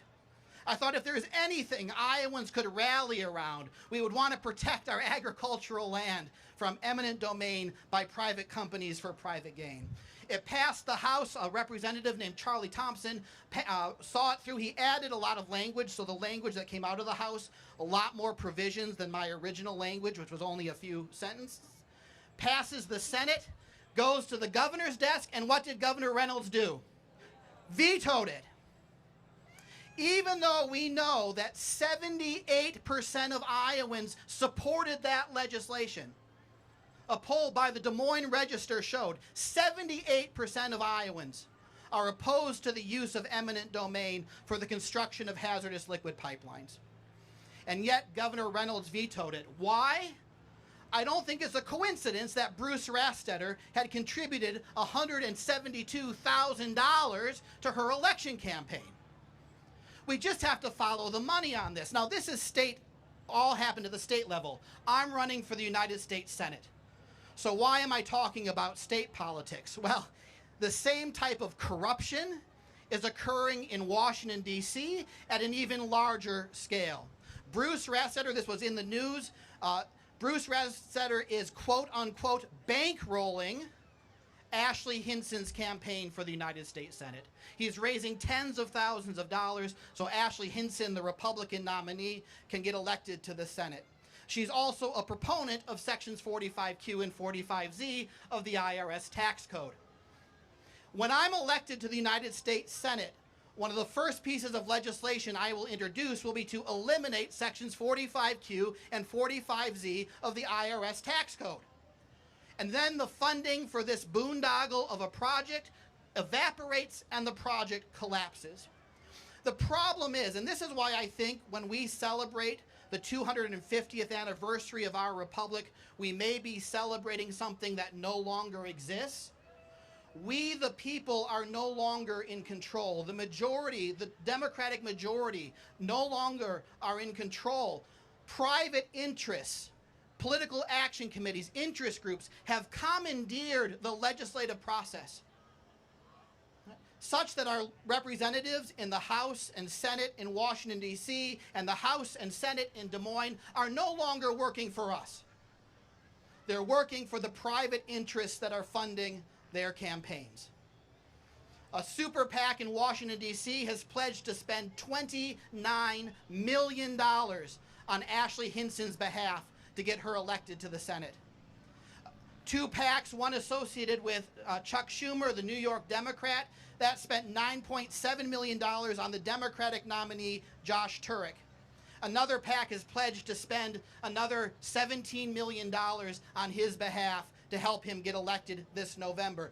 If Ashley or Josh is elected, whom will they serve? Will not be you and me. It'll be the corporate interests that are funding their campaigns. Ashley Hinson was nominated by the Republican Party. Josh Turek was nominated by the Democratic Party. I was nominated by the people themselves. My campaign submitted nearly 10,000 signatures to the Secretary of State's office, signed by individual Iowans, directly nominating me for the United States Senate. If Ashley is elected, she will owe her office and her allegiance to the Republican Party and the interest groups and economic elites who are funding her campaign. If Josh Turek is elected, he will owe his office and his allegiance to the Democratic Party and the economic elites who are funding his campaign. When I'm elected to the United States Senate, I will owe my office and my allegiance to all of you, to the people of the state of Iowa. Because members of Congress are now devoting all of their time and resources to getting reelected, it's created a void in Washington, D.C. Members of Congress are spending their days meeting with lobbyists and donors and interest groups and mega donors. 20 years ago, I interned in the United States Senate. And my first day in Washington, D.C., I was taken to the Senate floor. And there was one senator standing on the Senate floor talking to the television camera. And I was young and naive. I still was idealistic. And I asked the guy who was giving me this tour, his name was Corey. I asked Corey, I said, where are all the other senators? And he said, well, you don't understand how it works here in D.C. There's never more than one senator on the Senate floor. They take turns talking to the camera. They use the Senate floor as a platform to give re-election speeches to their constituents back home. They're not actually talking to one another. You silly, guy from Iowa, like you thought they were making laws and deliberating. That's not what they're doing. Right? They're campaigning. They're not here in the Senate chamber. They're meeting with donors and lobbyists and interest groups and raising money for their next campaign, or they're on their phone with donors raising money for their next campaign. Members of Congress swore the same oath I swore when I was elected county attorney. They swore an oath to defend the Constitution. But unlike our members of Congress, I took my oath seriously. I've spent the last 8 years of my life defending the Constitution as a county attorney, while the members of Congress are willing to sacrifice the Constitution, the rule of law, and our republic on the altar of their own private ambition for the sake of their own re-election. And Ashley Hinson, of course, was in the House the past 6 years, during which time, she's been in the House 6 years, she's become a multi-millionaire, right? Been on 5 international trips paid for by interest groups costing more than $100,000. This is what she's done the last 6 years, but not to do in order to offend everyone equally, Republican and Democrat alike. Let's talk about Josh Turek, the Democrat, who in 2026 missed 58% of the votes on the floor of the House in Des Moines. He was a member of the House of Representatives in Des Moines, missed 58% of the floor votes. And we know where he was. He was in California meeting with mega donors. So he will fit right in Congress if he's elected, right? Using an elective office merely as a platform to win re-election. So Congress has absolutely abdicated its constitutional responsibilities. And what has happened? The president has stepped in to fill the void. Republican and Democrat alike. When's the last time Congress declared war? Who knows? 1941, World War II. Every war since World War II, presidents have taken our country to war without a declaration of war, in violation of the Constitution of the United States. Now we're bombing Iran by an undeclared war launched unilaterally by the president. We're dropping bombs on girls' elementary schools, spending billions of dollars. We're going to have the $1.5 trillion defense budget. In the meantime, Social Security will be bankrupt in 2032. Because Congress has abdicated its constitutional responsibilities, presidents have stepped in to fill the void, have taken our country to war without declarations of war, and we're now making law not through the legislative process, by executive order. And I'm going to give one example of that, and then I'm going to wrap up because I see my time is drawing to a close.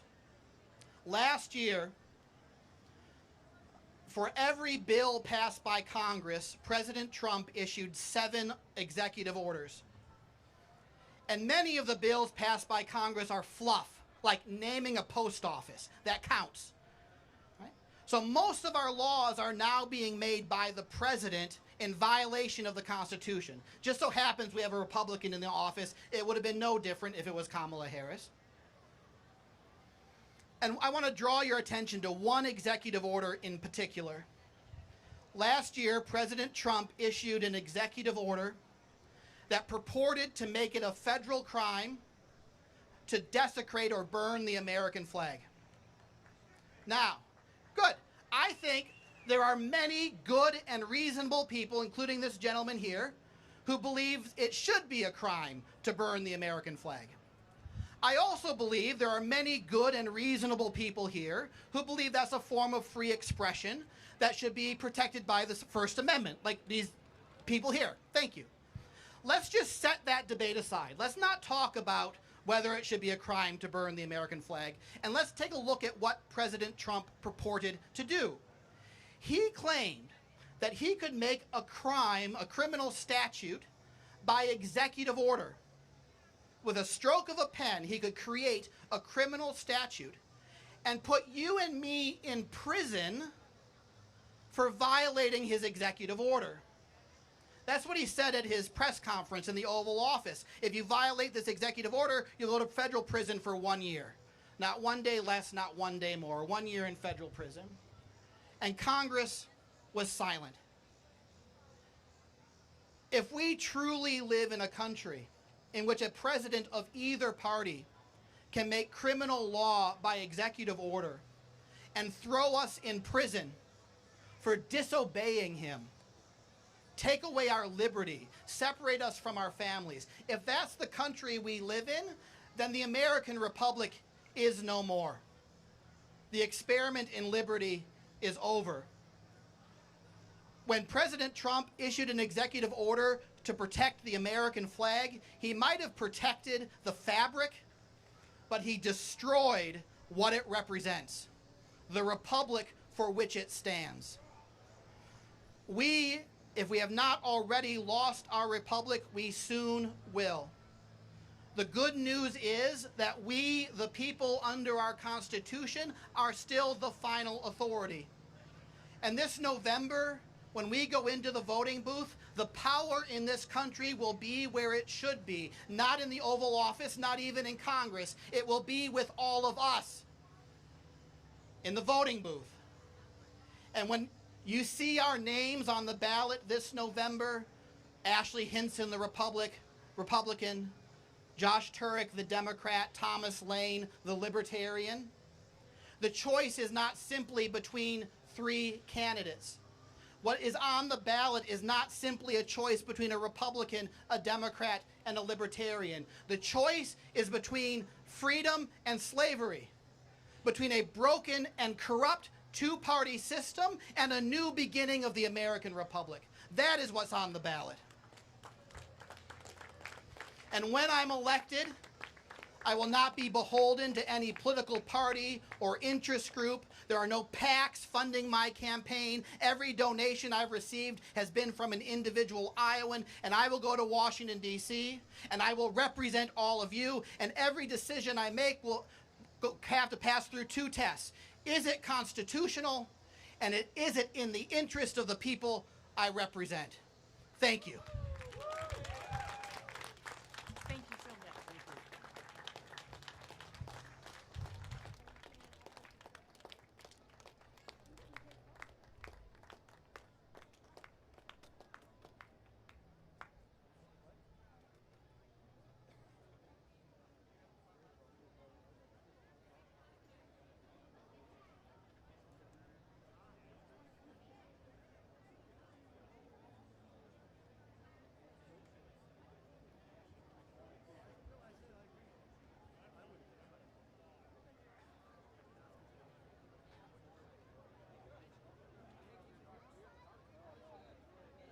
Sorry I was late.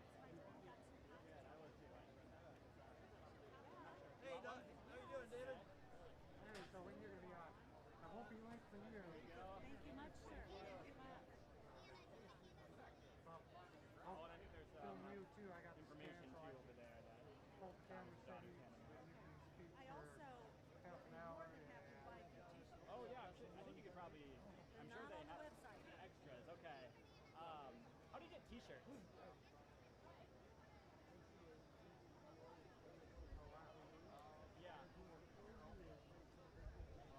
Like a sign? I don't live in Iowa. Okay. Okay. You probably already. You have one. No, actually, I don't. Yeah. There's a bunch of them in Jefferson, but we haven't been able to track any down.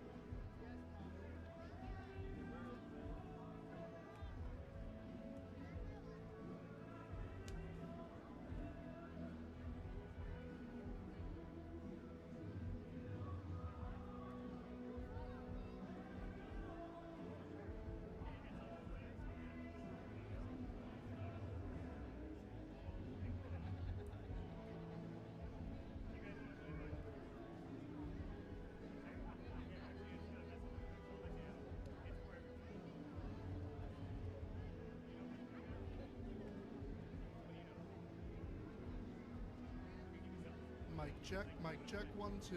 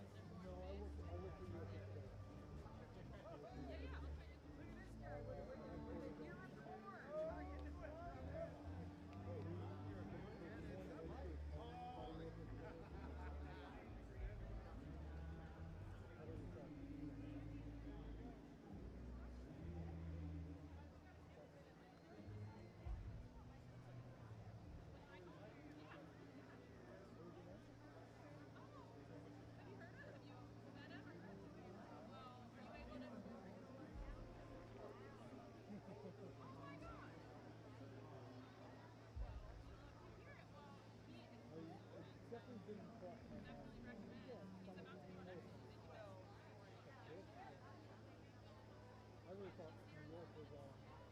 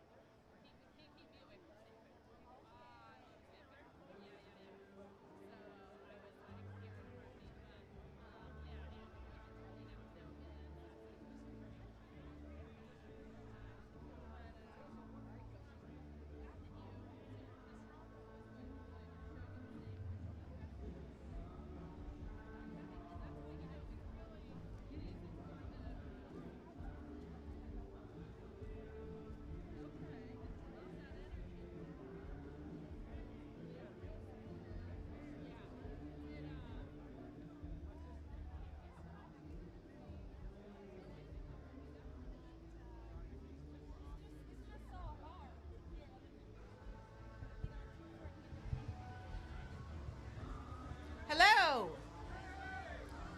Welcome to the Des Moines Register Political Soapbox. I have the honor of saying I am the executive editor of the Register.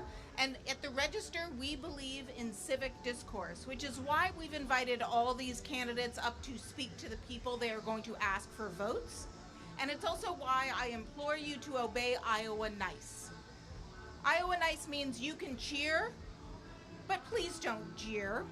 Iowa Nice means if you've got signs, that's great, but don't hold them up, because I don't know about you, but I can't see through a sign, and so there may be people behind you that can't see, and that's not very Iowa Nice. And so without further ado, I see Michael Bridgford putting down his water and coming on up. He's an independent running for Congress.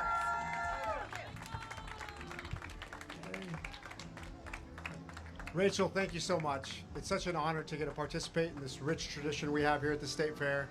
2026 is a big year in Iowa politics, and I'm just really proud to be part of this. I want to start off by asking everybody a question. Who else here is frustrated with how Congress is functioning today?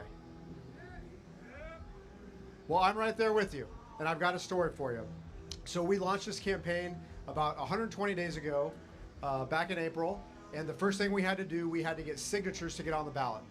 And our team, just incredible effort. I'm so proud of them. We got over 3,500 signatures in 40 days. But that first week, I was out in Davenport knocking doors. I was out on my own. And I was about 10 houses in. An older gentleman came to the door. And at first he was a little bit skeptical, which, I can't blame him, me knocking at your door. But, we started talking. I told him that I'm an independent candidate. And I'm running to bridge this partisan divide to get Congress to function again and to represent people, not special interests, not party bosses. And he literally broke down in front of me. He broke down in tears. He told me that he was a Vietnam War veteran. He risked his life for this country. He was injured in the war. And we had a long conversation. He ended up taking me to some of his neighbors to help me get more signatures. And that's a moment that has sat with me throughout this entire campaign. People feel as though they're not being represented, they're not being heard, and we're going to change that this year. That's what we're going to do. So for the rest of my time, I want to tell you a little bit more about me. I view this as a job interview, so I want you to know a little bit more about me. I want to talk about why I'm running. I want to talk about why 2026 is the moment for us. And then finally talk about some key issues and hopefully have time for some questions. So again, Michael Bridgford, and running in the 1st District here in Iowa.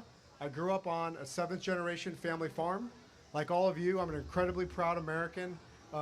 Rich family history, had ancestors that fought in the Revolutionary War and the Civil War.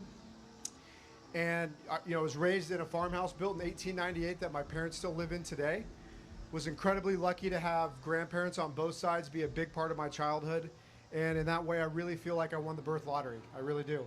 And I learned a lot of valuable lessons in that. One was hard work. I remember, growing up, cold winter mornings, my dad waking me up to go out to do hog chores with him before school. days like today, I remember being in hog buildings, dressed in long clothes, power washing hog buildings. Hard work, but important work.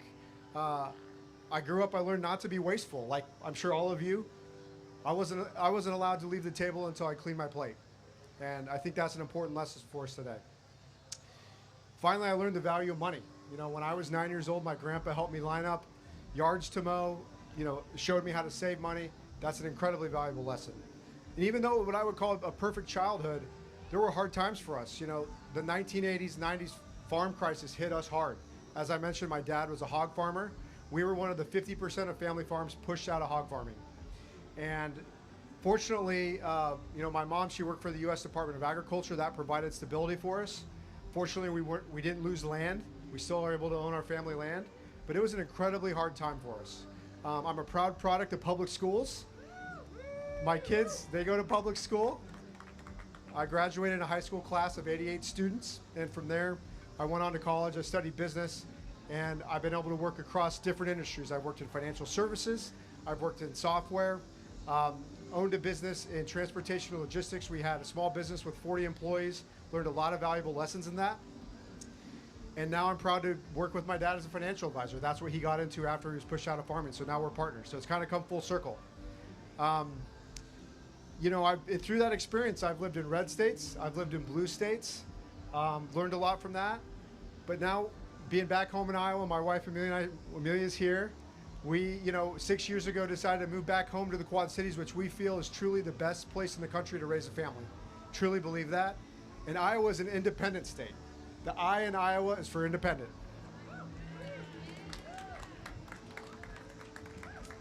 So now, why am I running? You know, again, my wife, my two daughters, Evie and Eliza, are here. I'm running for them. You know, the state of our country right now, what we're leaving the next generation, it's just not acceptable. It's not acceptable in any way. Who else here remembers a time in our past when we had more optimism, more hope for our future? Anyone? I remember, you know, coming of age back in the 1990s and the early 2000s. You know, our politicians worked together. They passed balanced budgets. There was decency. You know, when 9/11 happened, we came together as a country. We unified. That's not the case anymore. Things are so divisive. They're so dark. And this younger generation, a lot of the folks on our team are in college. It's just not fair what we're doing to them. You know, why is this the case? You know, we've had the pendulum swing from both sides. 10 years ago, Republicans were in full control. 5 years ago, we had Democrats in control. Now we're back to Republicans, and we've had everything in between. Nothing's getting better. Nothing's changing. You know, unfortunately, when people get elected now to go to Washington, you're given a red jersey, you're given a blue jersey, and you go to battle. You're doing what's best for the party, not what's best for the country, and that's what's putting us in this place. We need people that are wearing jerseys that are saying, I'm here to work with anyone that wants to solve problems, and that's what I'm running to do. To work with literally anyone on the left, the right, the middle, to address these problems. You know, and look, we need to restore decency to our politics. I'm not here to speak negatively against the candidates that I'm running against. I'm sure that if they lived in my neighborhood, we'd be friends. We'd have the occasional garage beer, and that's how things should be. It's not the people, it's the system. We have a system that has captured folks with the special interest money and the party boss dynamic where they're not able to act in accordance with their own principles.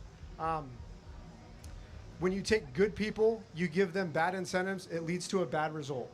And that's why we're in this dire situation that we're in our country right now.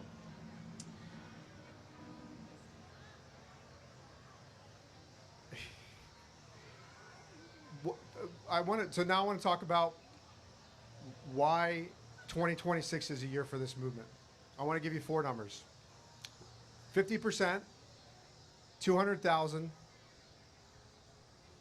2, and 15. Right now, 50% of the country identifies as independent. We have the numbers. It's at an all-time high. Party approval ratings are at an all-time low. This is the year for us. 200,000 voters in our district, in the 1st district in Iowa, are registered independent, the largest group of voters in the district. Anybody that would be represented that's not an independent, our district would be misrepresented, in my view. 2, right now, the margin in the House is 2 seats. Just 2 independents could have a tremendous impact on day one in our politics. We would have a say in who the speaker is. We would have a say in the House rules, how the House is going to function. We could push for votes on simple things like term limits, campaign finance reform, things that all of us want.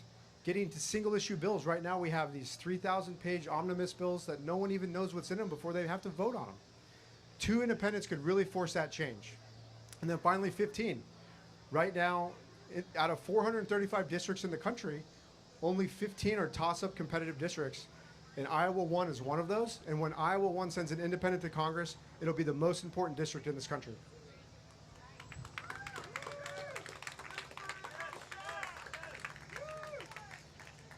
Because of these numbers, there's a national movement taking place to support independent candidates. It's different than any year in the past.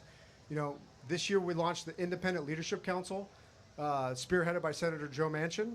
There are fantastic candidates running around the country, just across many states. And this is a year for this movement to take place. We also have the Forward Party. I've been proud to earn their endorsement. They're doing great work to support independent candidates. This year is really the year for the movement. I also want to talk a little bit about our history. It seems like every 80 years we find ourselves in a crisis. You go back 250 years ago at the time of the Revolution, you know, we were going up against the most powerful military in the world. We united, we came together, and we earned our independence. You flash forward 80 years from there, and you're at the Civil War, one of the toughest times in our country's history. And on the other side of that, again, we unified, we became a better country. 80 years from there, you get to World War II. Our country came together, mobilized to defeat Nazi Germany, and we'd probably never been stronger as a country. Again, now we're going forward another 80 years, and we're right here today. Unfortunately, the political parties are pushing to divide us rather than unify us, and this is where independent candidates can play a role in bringing this country back together to start solving these really serious problems.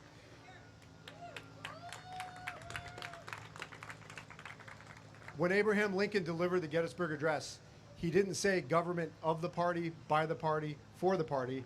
He talked about government of the people, by the people, for the people, and that's what we need to get back to. We need to be back to representing the people of our district, not special interests, not party bosses. So now I want to talk about a few key issues, and then hopefully we'll, I think, still have time for questions. First of all, the affordability crisis that we all know. We all see it. Every politician talks about it. But the problem is no one's talking about how to actually solve it. They just want to say, oh, things are too expensive, vote for me. You know, Republicans ran on that in 2024 and won. Now Democrats are looking to do that again. We've got a serious fiscal issue in our country. We're now at $40 trillion in debt. We're adding $2 trillion a year. And that's what's driving this affordability crisis. From the start of our country to 2009, 233 years, it took us to get to $8 trillion in money supply. We've just added $8 trillion in the last 6 years. When you drop that kind of money into the system, everything's going to go up in cost, whether it's rent, groceries, the corn dog across the way, you name it. And that's what's driving this crisis, and we've got to get serious about this. If we don't, at some point it's going to become too late, and this is our moment to really make an impact. I want to talk about AI. You know, I don't hear the parties talk about that a lot. I think they're, again, afraid of the special interest money to either come out against them, and that's a really serious issue that potentially is existential if we don't handle that properly. I look at how social media was handled. Both parties took the big money, they looked the other way, and nothing ever happened. If we do that with, I don't think we can afford to make that same mistake with AI, and our younger generation deserves it. Obviously, being here at the Iowa State Fair, I want to talk about ag. Again, I grew up on a family farm. Unfortunately, our farmers now are approaching a similar type crisis to the 1980s, and the politicians are playing political football with ag policy. Just last week, they failed to pass a new farm bill. It's just gone on for far too long. We need to have year-round E15. We need to go after the corporate ag monopolies. And we need to have a farm bill that's truly focused on our family farms. You know, again, our farmers are facing a crisis, and our politicians are holding them hostage. They also need consistent trade policy. You know, now we have policy that shifts month to month, administration to administration. And there's just no way for them to operate sustainably in that environment. Again, congressional reform, which I talked about earlier, you know, we're at this moment where just a couple people could truly make an impact in getting, you know, a vote on term limits. You know, I'm not confident that they would, all the politicians want to talk about term limits. I don't know that they would vote for them. I would vote for them. I would push for a vote for them. Again, single issue bills, campaign finance reform, mandatory retirement ages for career politicians, all these things that 80 to 90% of Americans want. And this is where independence could really deliver. This is our opportunity to truly deliver on that. And then finally, healthcare. Healthcare, and that's a big driver of the affordability crisis. I feel that myself. You know, we pay out of pocket for our own insurance, and it's become an incredible burden for our family. The parties, they just want to fight. They're not interested in actually solving the problem. It just comes down to getting in a room, being able to talk to each other. Simple things, price transparency, PBM reform, just the basic things that could really bring us together to address the issue. And instead, it's just all about fighting. You know, this is the year for it. I want to close with talking about three of my favorite historical leaders. First of all, George Washington, our first independent president. Not a bad guy to have on your team. In his farewell address, he warned us about the dangers of political parties, that they would divide us, that they would usurp the power from the people. And we're living in that now 250 years later. I want to talk about Abraham Lincoln. A lot of people don't know this. When he ran for president, the second term, he didn't run as a Republican. He left the Republican Party and ran for a second term. Finally, Teddy Roosevelt, another one of my favorite leaders, and three of the four of the people on Mount Rushmore. He also left the Republican Party to run for president. When we think about our great leaders, we don't think about what political party they're in. We think about their values, their principles, and how they led us. And that's what we need to get back to. We need to have leaders that are focused on doing what's best for the country, not focused on the parties. And that's what I'm here to do. Thank you so much for being here. Any questions? Oh, one thing I'll quickly add, you know, when you're an independent candidate, you know, I've been to 20 county fairs, right? I've toured the district, been in every county multiple times. When you go up to talk to somebody, you don't know who you're going to talk to, whether they're Republican, a Democrat, independent. There's no safe space. So when I go talk to people, I'm used to getting it from all sides, and that's what we should do. I feel like now a lot of our party politicians, they stick with the safe space, curated, you know, groups of people to talk to. You need to be out talking to every person, because when you talk to real people, you see that where they're at on issues, it's all over the place. You know, the parties want us to stay with these purity tests on 10 or 12 issues. That's just not the real world when you're out talking to real people. So we'd love to answer any questions.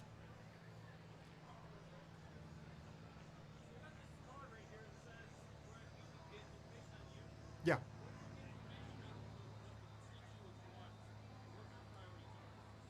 Where I get information from constituents is being out every day talking to people. We were at a parade last night, been to 20 county fairs, countless community events. Like I said, there's no safe space for me to go to, right? There's no independent county meeting to attend. So one thing I'll tell you too, when I go to the county fairs, I actually talk to Republicans and Democrats at the booth that are working the booth. And some of the stories I've heard, you just wouldn't believe. I mean, they've invited me to their county party. They've complained about their candidates not coming and doing what I'm doing, talking to people. Some have told me that they're going to vote for me. I've had people running for, you know, state house come up to me and say, what you're doing is the right thing, and I'm actually going to vote for you, though I'm running as a Democrat or Republican.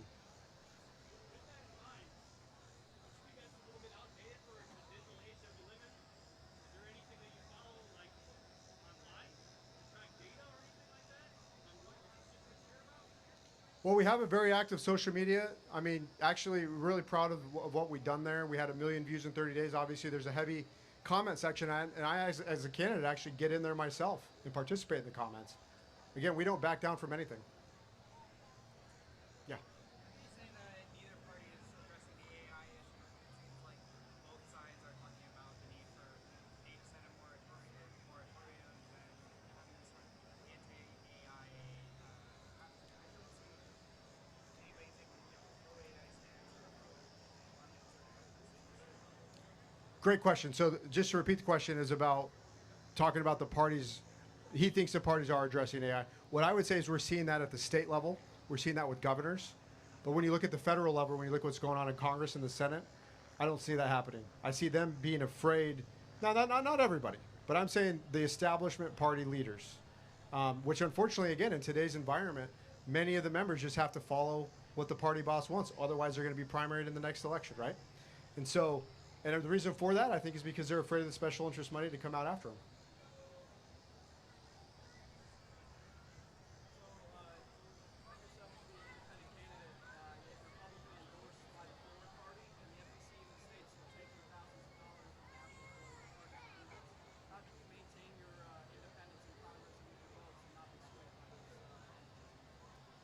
So just so I'm clear, so I'm endorsed by the Ford Party. I received a donation from them, and so that I would not be truly independent because of that. Well, what I would tell you is I think they donated $5,000, which is a lot of money. It's not a small amount of money, but I'm not selling my vote for $5,000. I'm actually the largest donor to our campaign, and so I'm independent. I'm only doing this for the right reason, to represent people. I'm proud to be endorsed by Ford. I'm proud to have their support, but by no means am I bound to what they would want me to do.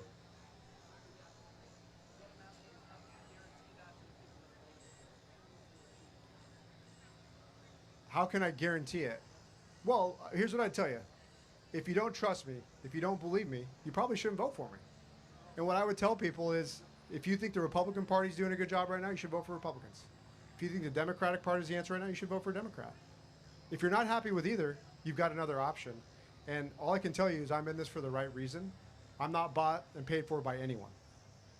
And I don't know how I can guarantee that, but you've got my word.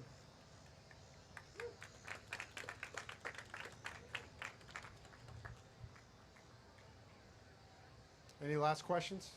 Go back here. So on the topic of AI, what is your plan if you get to Congress? So back to AI, what's the plan?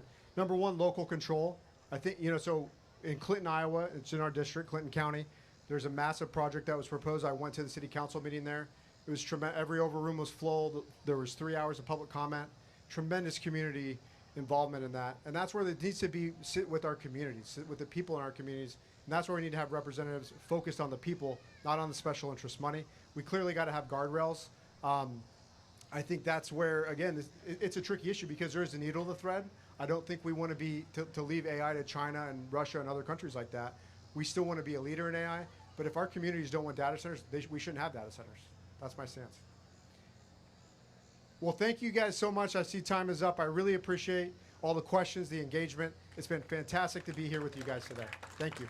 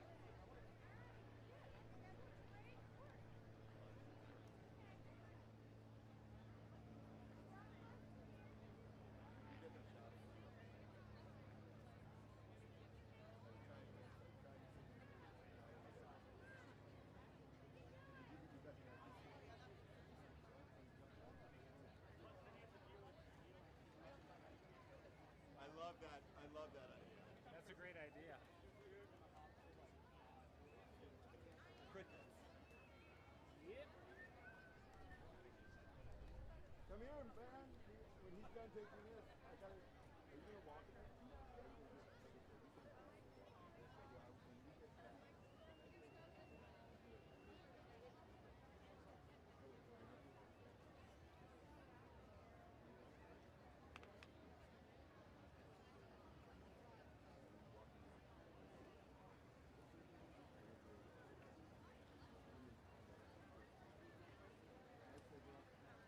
I love it. I love it.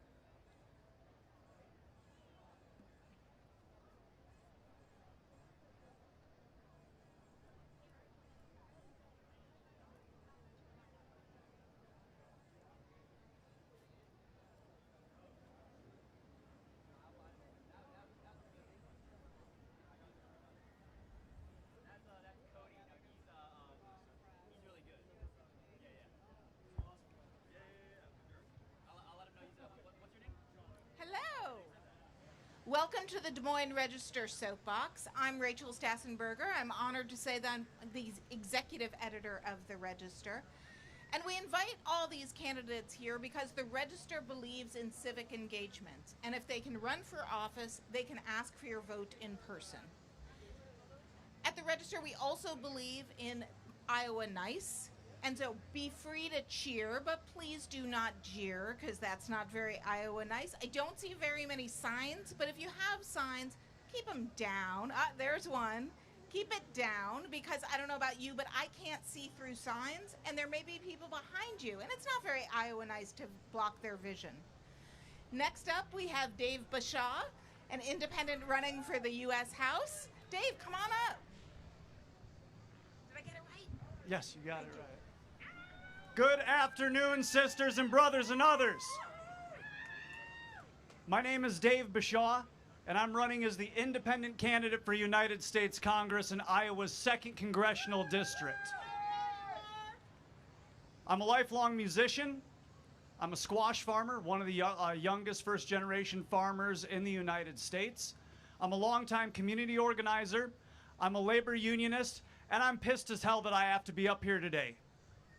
We live in a society where the top 0.1% controls more wealth than the bottom 92% combined. And in that, $40 trillion in debt. Most Americans can't afford a $500 unexpected expense, and healthcare is more expensive than it's ever been. That's not freedom, that's failure, and I want freedom, damn it! Let me tell you a little bit about what brought me here today. In America's 250-year history, less than 2% of Congress has ever been from the working class. I want Congress, I want the halls of Congress to be filled with working people, not panders and promise breakers. Do we agree, sisters and brothers? Now, I never wanted to run for office. Usually I'm the guy fighting the government and organizing people to fight it. But young folks, it's time for us to stand up. It's time for young working class people to take back this country, because nothing's going to change unless we all come together and fight for what everybody in this country deserves. Eugene Debs, the founder of my union, the union that I'm part of, once said, "I would not lead you into the promised land if I could, because if I led you in, someone would lead you right back out again." We don't need to elect another false Moses promising a way out of the wilderness, and I'm not here to pretend like I would be one. I'm here to tell my fellow working class folks that there's nothing that's going to change unless we change it ourselves. Our political system is not broken. That's the biggest misconception that we have. They say we have a broken political system. It's not broken. It's designed exactly as intended by the Democrat and Republican establishment, rigged against working people to benefit the idle rich and the ruling establishment class that hold all the power in this country. Is that right? Hospitals are closing. We're losing our jobs overseas. Our water and soil health is catastrophic. There's always a blank check for another war, and thoughts and prayers for the struggling working class in this country. They say, tighten your belt, pull up your bootstraps. I say they can go to hell. Are you sick and tired of politicians failing America time and time again? Then stop electing politicians and send a worker to Washington. I want to tell you a little bit about myself. I grew up working class poor in West Union, Iowa, up in Fayette County in northeast Iowa. Both my mom and my dad worked at the local welding and fabrication shop. We didn't come from a political family. I didn't go to college for politics. I shouldn't even be up here on this stage under their circumstances. After the welding shop shut down, my mom picked up a job at a couple nursing homes and the gas station just to make ends meet. She worked so hard for us kids until the failures of the Democrat and Republican Party had us lose our home in 2008. And a lot of my friends and family's homes in 2008 because of reckless decisions in Congress. The corrupt Democrat and Republican establishment are hollowing out the America that I was promised. This is not the party of JFK. This is not the party of Eisenhower. These two parties today answer to the same elite ruling class of corporate monopolies, tech oligarchs, and foreign agents. They're two wings of the same bird that feed corporate greed. But if they can keep us distracted and fighting each other, their game keeps working, and these parties have no morality when it comes to raising money by stoking fear and hatred between working class folks. If you're working class, period. Red wave this, blue wave that. The working class is all on the same boat together, and we're getting battered by these waves together. 60% of Americans want another option on the ballot. 40% of Americans already identify as an independent. In Iowa's 2nd Congressional District, which are the counties in northeast Iowa, the 22 up here, independents outnumber both Democrats and Republicans. It's not even close, folks. It's not even close. Independents are the majority, and it's about damn time we started showing up like it. That starts on November 3rd when we elect the first independent in Iowa history to the United States Congress.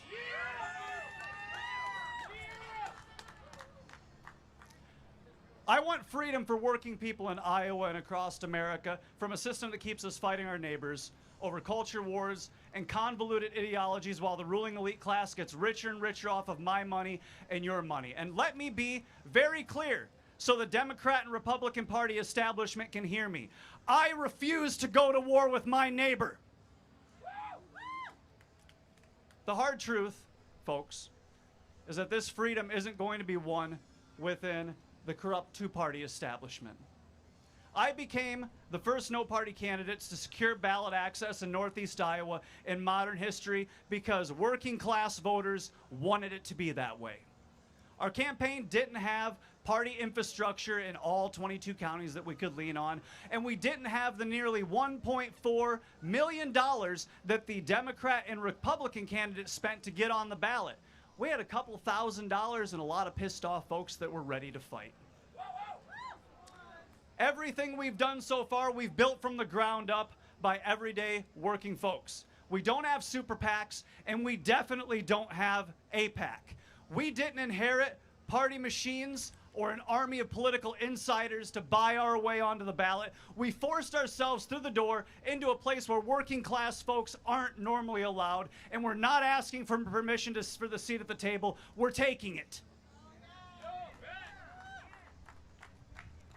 While the media often fixates on enormous amounts of money raised and spent by these candidates in the Democratic and Republican Party, which I find more disgusting than impressive, we're showing that working class poor folks can build infrastructure and run a strong campaign without money backing. That's called fiscal responsibility, and it's a foreign concept to most politicians. But I'm going to need your help if we're going to win on November 3rd. If you believe in banning foreign corporations from buying up Iowa's farmland, if you believe in right to repair and that America's water quality is a national security issue that should be addressed through a federal jobs guarantee to fix our water infrastructure in this country, I am your candidate for agriculture and the environment. If you believe that universal health care is an American guarantee to all American citizens, I am your candidate for health care. If you believe in the right for all workers to unionize and strike, including postal workers, including the railroad workers, and you're tired of seeing Democrats pretending to be the champions of labor, I am your candidate for the union. If you believe in tearing down the weaponization of our mass surveillance systems used on American people in this country and banning flock cameras, I am your candidate for the First Amendment. And the Fourth Amendment, if we're being technical. And if you believe in an armed citizenry that needs to be educated and organized, if you believe in universal firearm and hunter safety in all publicly funded schools, I'm your candidate for the Second Amendment. And if you believe that the Democrat and Republican uniparty protecting an international child trafficking ring is the most unforgivable sin, I am your candidate for justice and accountability. Red, blue, if elected, I won't stop until they're all wearing orange.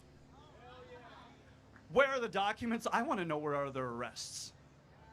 if you're ready for a moment that you're meant to be part of, I'm going to need your help, and I need you to sign up to volunteer and donate at davebushaw.com.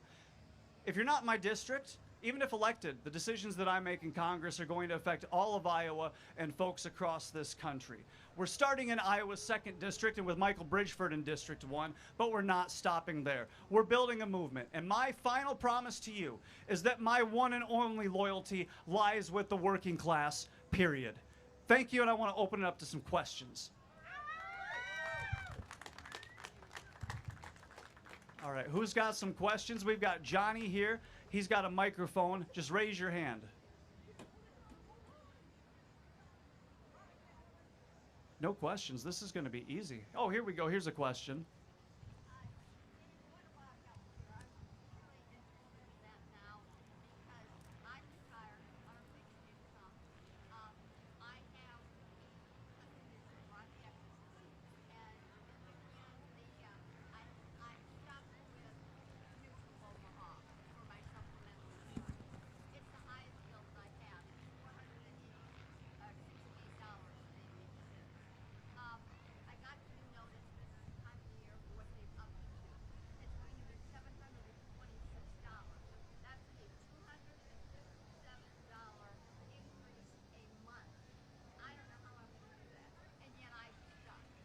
Okay, thank you.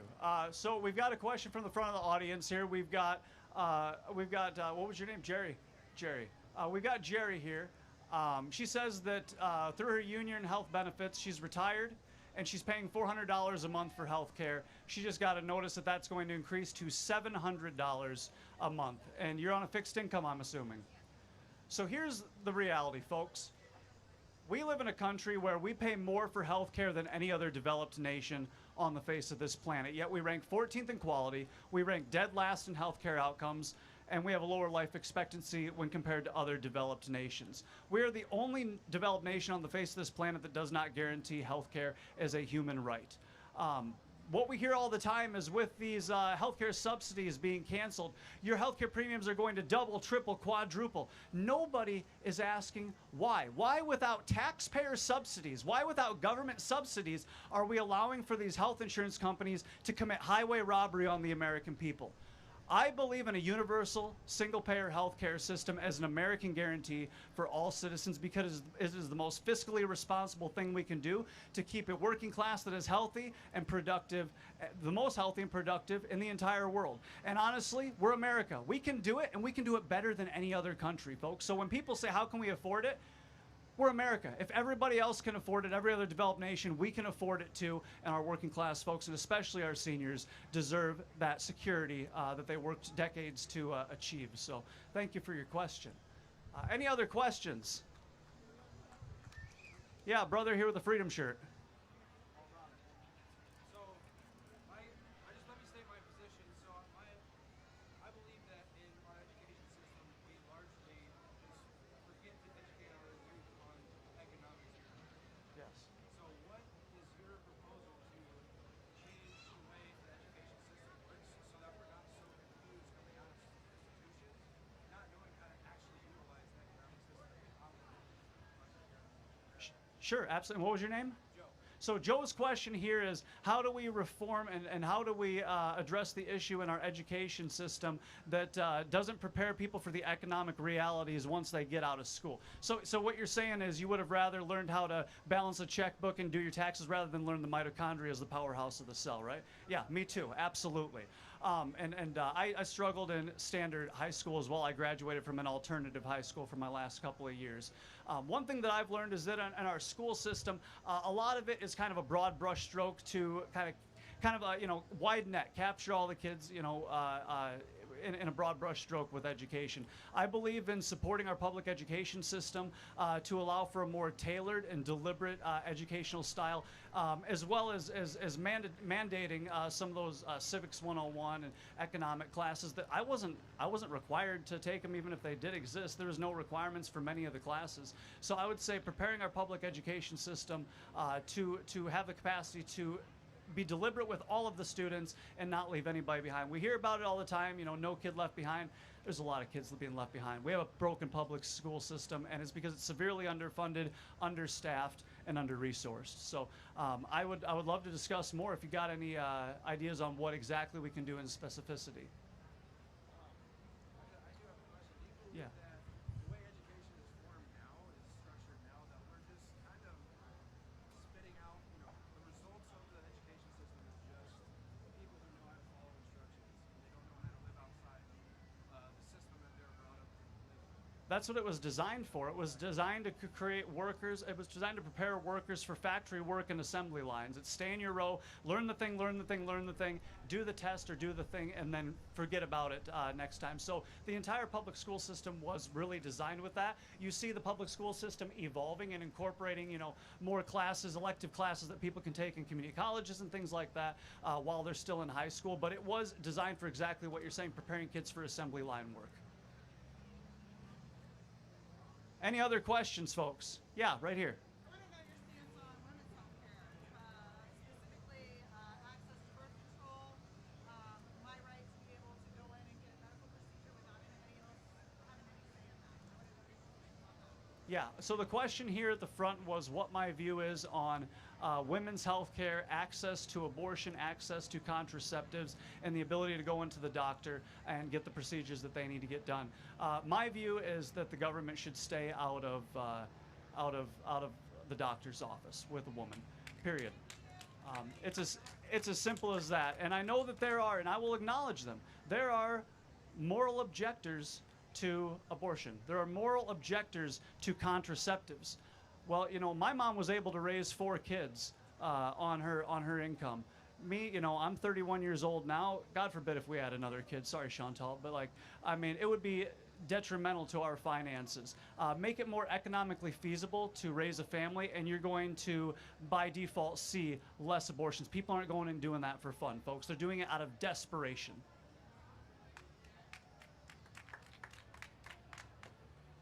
All right, any more questions? We got about 4 minutes left, 3 minutes left. We can probably do one more question. I'll take a real hard one. Yeah, friend.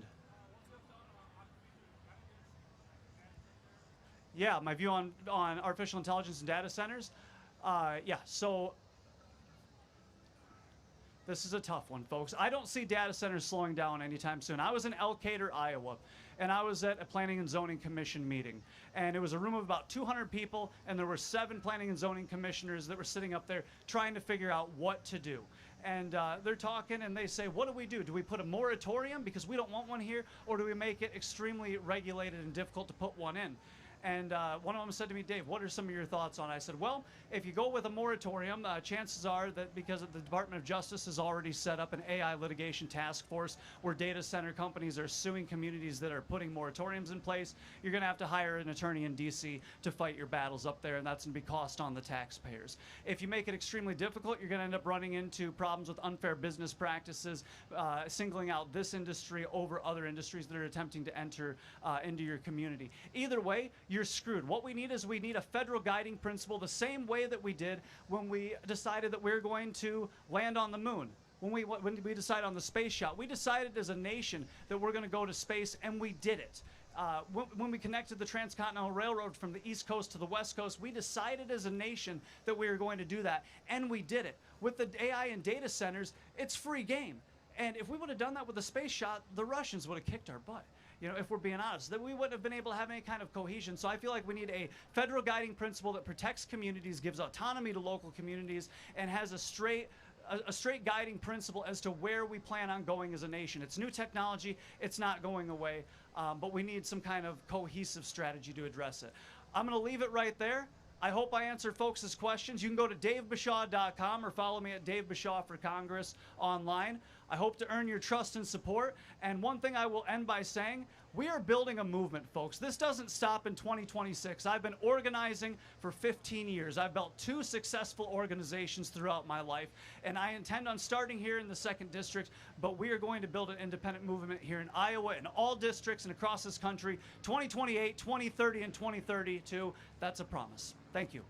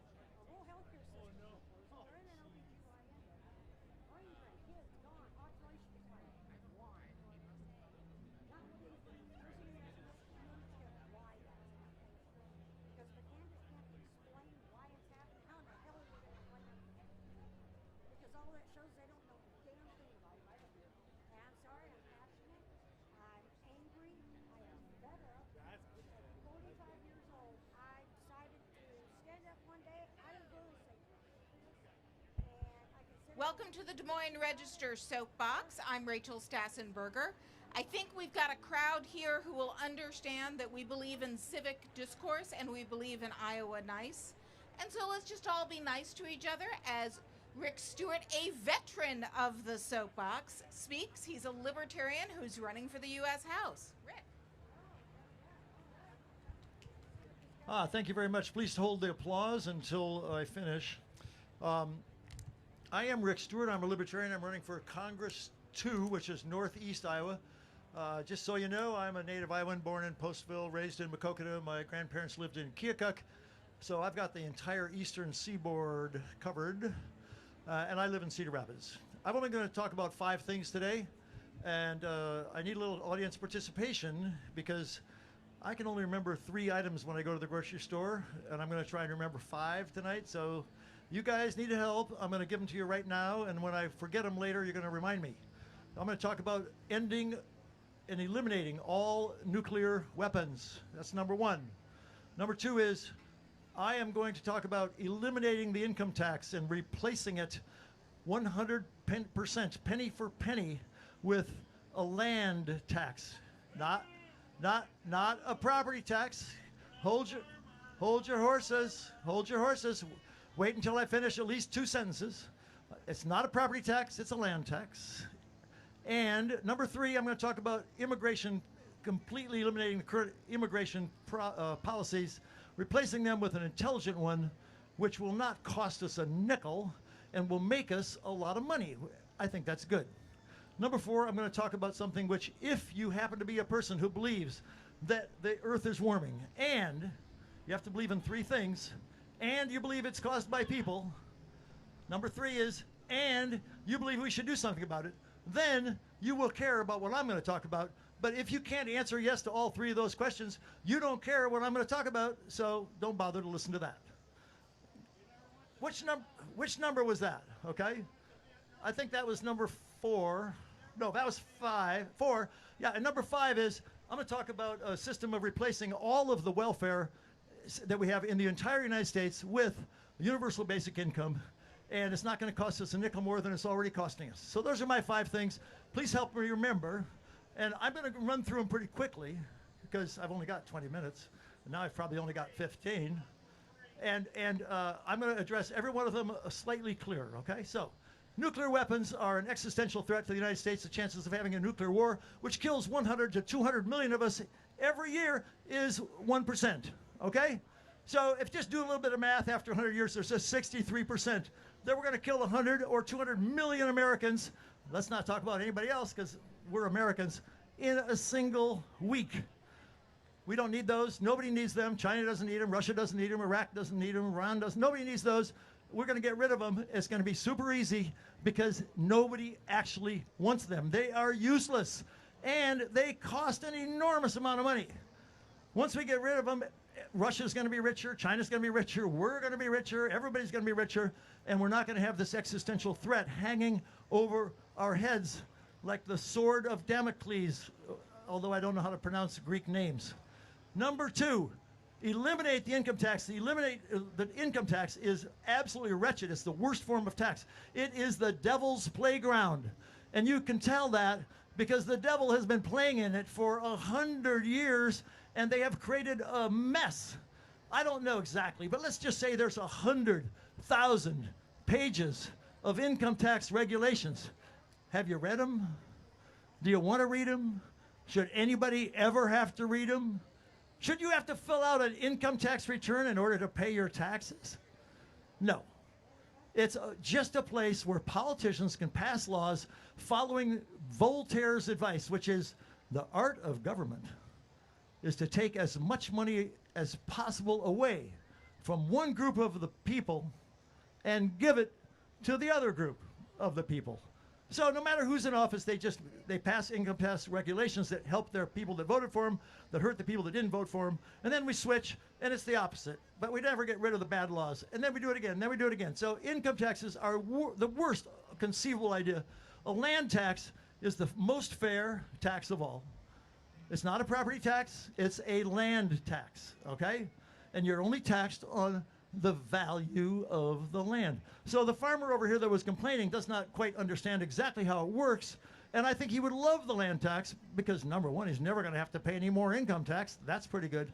But also, it is really clear. It's really simple. You can look at your property tax report today, which has one part land tax and one part property tax, right? I'm not talking about property tax. I'm talking about land tax. So you don't need to have it explained to you. You don't need to go to an accountant. You just look at one page, even today. You see how much you owe. You don't like it. You write the check. End of the game. We're going to do that because it's a really good idea. Number 3, immigration. Well, right now, we spend between 30 and $50 billion a year with an immigration system that doesn't work and costs a lot of money and makes a lot of people angry. I don't believe that there should be anybody in this country illegally. But my system will eliminate every one of them, and it will cost us very little to do so.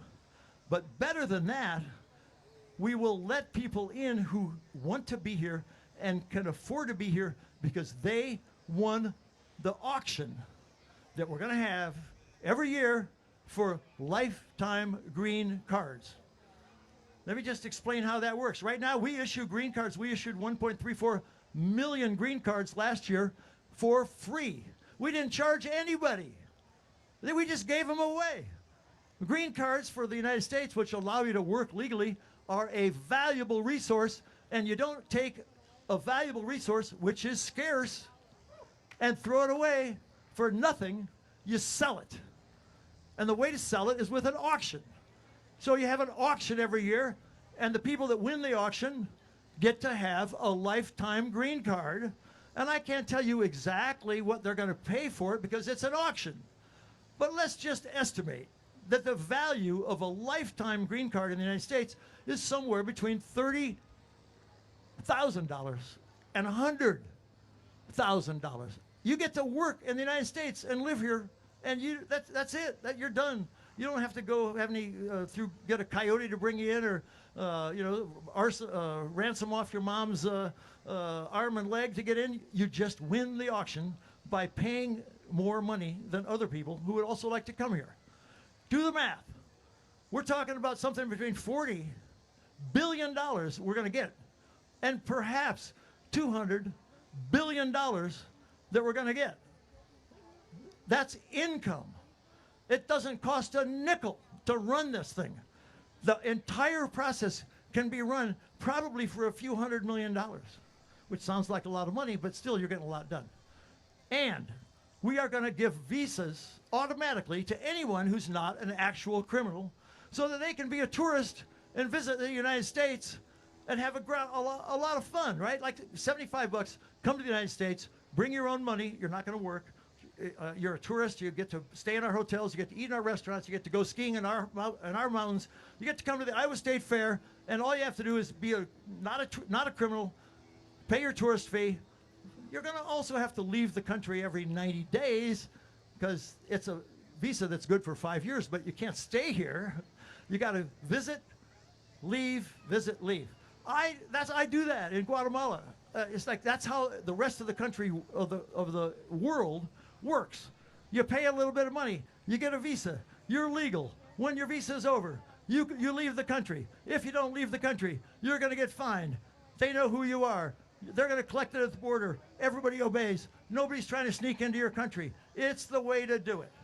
So that's what we need to do here in America, is an immigration system that's fair, honest, and makes money. That's number 3. Now, I got to check how close are you guys listening. What's number 4? That was number 3. Okay, we got a winner. If you believe in global warming and you think we should do something about it, there is only one thing we should do first, and we should do it right now. And that is a carbon tax, a universal carbon tax over every country in the world that wants to participate in this program. That's going to reduce the amount of carbon that we emit because you tax something that you don't want and you get less of it. Number 2, All that money that's going to come in, and it is going to be a phenomenal amount of money. I don't want the government to get their hands on that, because politicians and money, the only thing they do with money is they spend it and steal it. And I'm against that. So instead of letting the politicians keep the money, we have what's called a universal carbon tax rebate.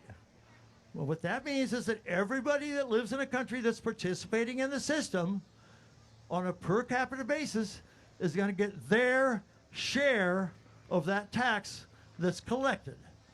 And I can't tell you exactly how much tax is going to be collected, but I can tell you that, well, you know, somewhere between $200 and $1,000 a year per person.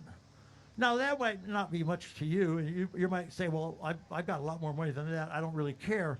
But when you go to a country, a third world, or even a developing country, you're going to give a check for $200 to people who live on 100. They are going to support this.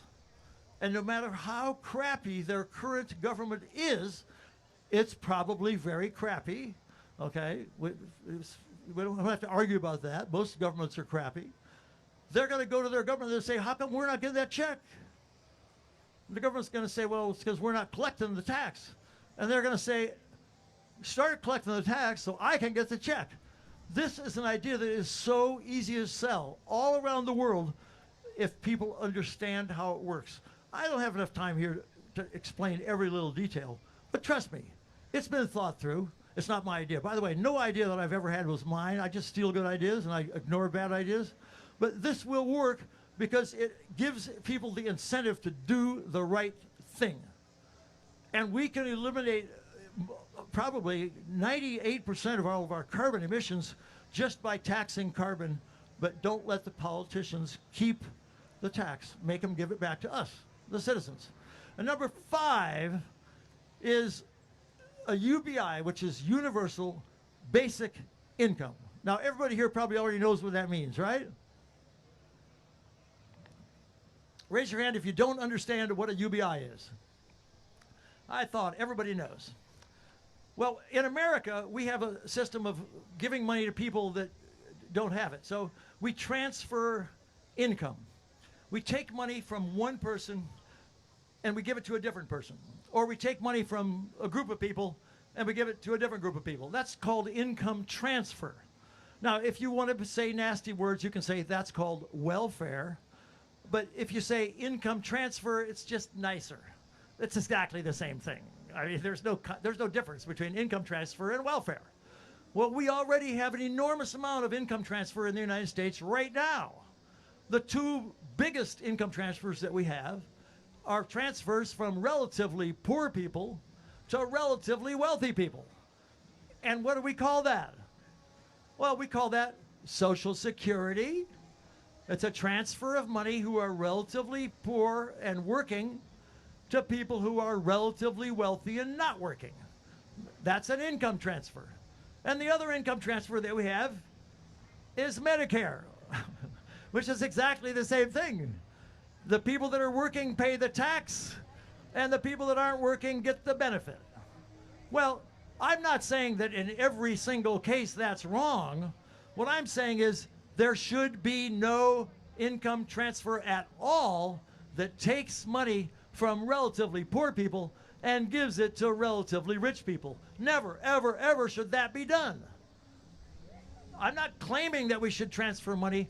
I'm just saying if you are going to transfer money, it can only be from a relatively wealthy person to a relatively poor person. A universal basic income tax does a universal basic income does exactly that, because everybody gets some money. Let's just say it's $1,000 a month, $12,000 a year. I'm not pretending like that's the correct number, but it's $12,000 a year plus or minus 20,000, so I'm close enough. Everybody gets it. Bill Gates gets it. Warren Buffett gets it until he finally passes away. Everybody gets the $12,000 a year, no matter what, as long as you're 18 years old.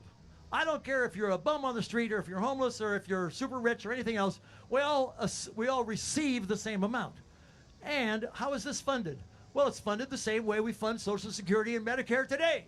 Who can tell me how we fund Social Security and Medicare today? Raise your hand if you know how we do it. How do we do it? Okay, she's got it. She's got it. Okay, no matter who pays it, it's a payroll tax. It's about 14.5%. You're already paying it if you're working. The only reason you're not paying it is because you're like me, and I'm sucking working people dry because I cash my Social Security checks. So if you think about it, we are already paying just directly with our current payroll taxes half of a universal basic income. And I can find the other half by just looking around and looking at all the other welfare programs that we do. And so this system is practically 100% funded already, and it will guarantee that the only thing that happens is relatively wealthy people will give money to relatively poor people. So I'm not saying we have to do this. Don't accuse me of being in favor of income transfer, but we're already income transferring. If we believe in this, and if we want to keep on transferring money, by golly, it's got to go from relatively rich people to relatively poor people, and today it does not. So let's make it so it does. I'm willing to just go with the flow and say, hey, keep an income transfer system. Just make sure that the only thing that happens is relatively wealthy people give money to relatively poor people. And it should be proportional. But a universal basic income does that. The math is incredibly simple. You're going to pay a payroll tax. I don't care how old you are. I don't care what else you are. If you're working, you're going to pay a payroll tax. And I don't care how old you are. The only thing I need to know is you're not dead. But if you're 18 years old or older, you're going to get the basic income that everybody else gets. Period. We don't care about anything except you are 18 years old. Does anybody have any confusion about why that's not a great idea? Yes, ma'am. Absolutely. No, absolutely. No. And I can give you the numbers. No, she's got a great question. Are you going to cap the payroll taxes at current cap is like, I don't know, $180,000 a year, right? So if you're a billionaire, you don't have to pay the payroll tax above 85. I sure as hell am going to make it all the way to the top. I'm going to take your 14.5% until I don't care, you're Elon Musk, you're in the bag, okay? By the way, I'm going to send Elon his check every month, right, for $1,000, but I'm going to take them all. But I also just want to make a simple point here, because I did run the numbers. That's a great question. And unfortunately, when we do that, we're only going to gain another $250 billion, which sounds like a lot of money. The problem is bigger than that. We need to eliminate every single welfare program in the entire country, period. End of game. And yes, we end them. Of course, you can't subsidize the farmer. That's just welfare. You can't buy shoes. You can't buy tennis shoes for school kids. You can't provide school lunches. You can't have any kind of welfare. But you're going to get $1,000 a month. So buy your own school lunch and buy your own tennis shoes and all the rest of it. The numbers actually are very, very good on this. You're the smartest lady in the audience that I've talked to. I've gone over 5 things, and of course I can talk for 20 minutes about one sentence of every one of them, but I do think I have a little bit of time left. Mr. Timekeeper, how much time do we have? 2 minutes? Yeah, we have 2 minutes. So if there's a question about my 5 programs, I'd be delighted to take it. I'm available. I'm the easiest guy in the world to talk to. The press is going to want to talk to me. Thank you very much, friends in the press. Right after this, and you're not allowed, but you can come and peek over the edge. But after that's over, I'll spend as much time with any one of you as you want, because I'm a wide open book. There's nothing in my 75 years history that's hidden. And I'll be glad to share it with you, because even though I might be embarrassed of some of the things I did during my 75 years, I don't try and hide them. I'm just a regular guy. I happen to be very passionate about government. The one we have is not the one we want. Vote for me, because if you vote for a Democrat or a Republican, all you're doing is you're voting to perpetuate the current system. It doesn't make any difference which one of those you vote for. If you want to perpetuate the current system, vote for a Democrat, vote for a Republican. If you don't, vote for me. Sir. I just have a question. Is there a way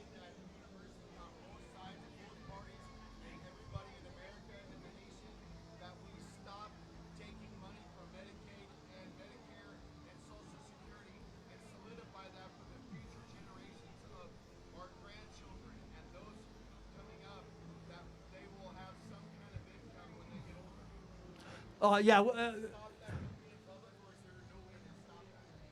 Well, we have to change the law. Basically, you can. Yeah. No. Yeah, what you really want is you want a universal system. A UBI is a universal system. It takes care of everything. You got to pass the whole thing as a package. He's going to drag me off the stage with a cane here, and he did that a couple times in the past. I know this guy. Okay, you do not argue with the timekeeper. But yeah, you can fix the whole system, but you have to fix the whole system at once. And my time is up. Thank you very much. Appreciate your time. See you in November.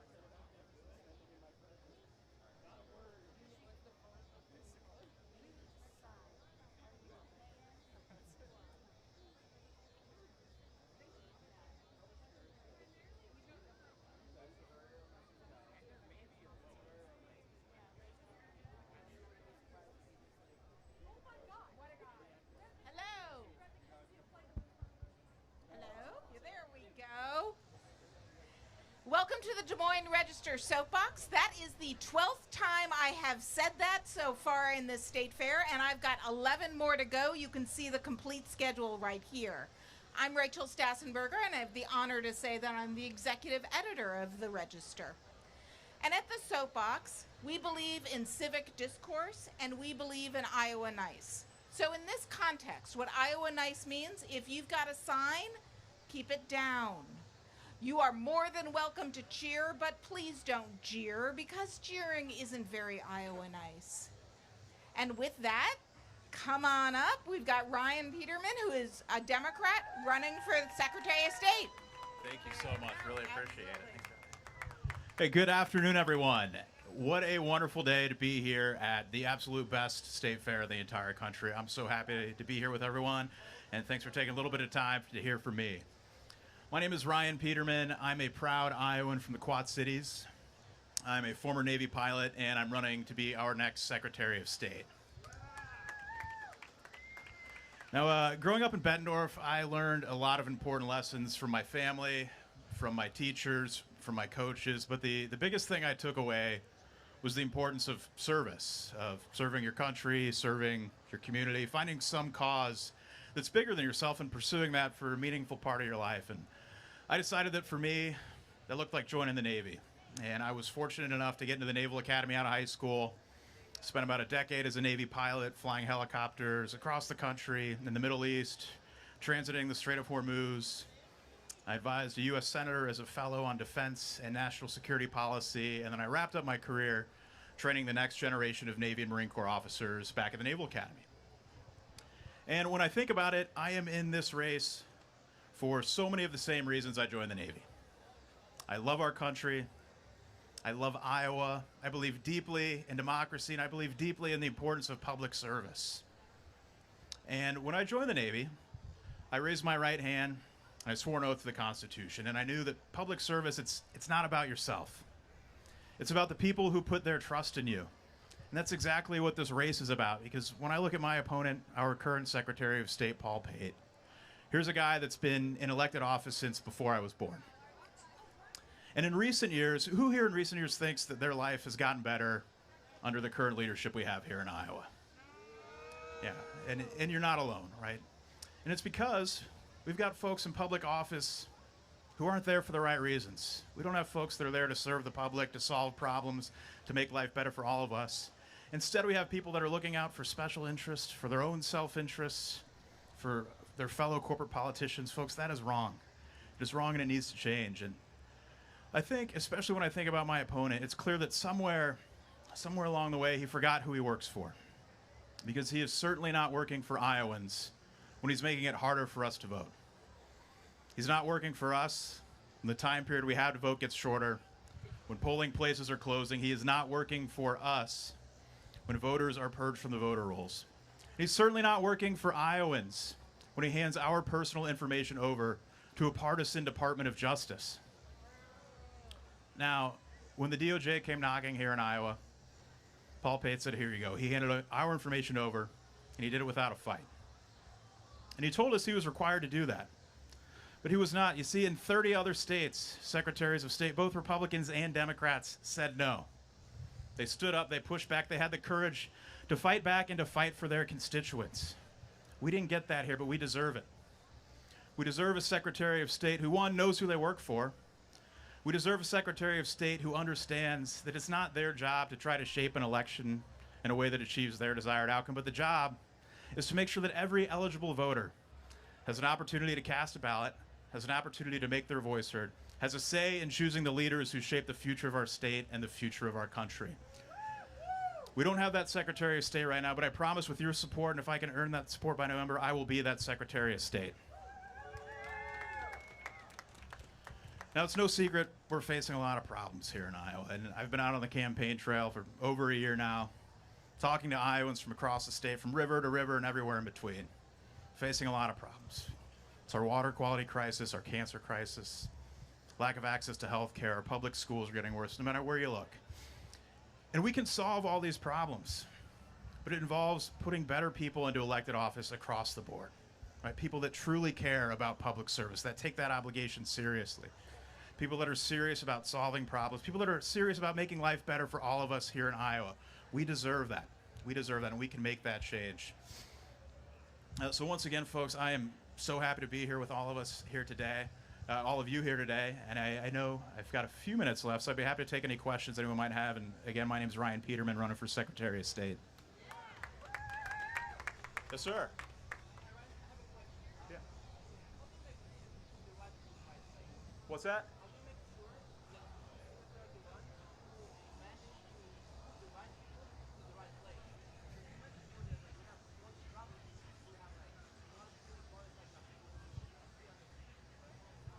Yeah. How do we make sure we're putting the right people in the right place when it comes to people that we elect to office here in Iowa?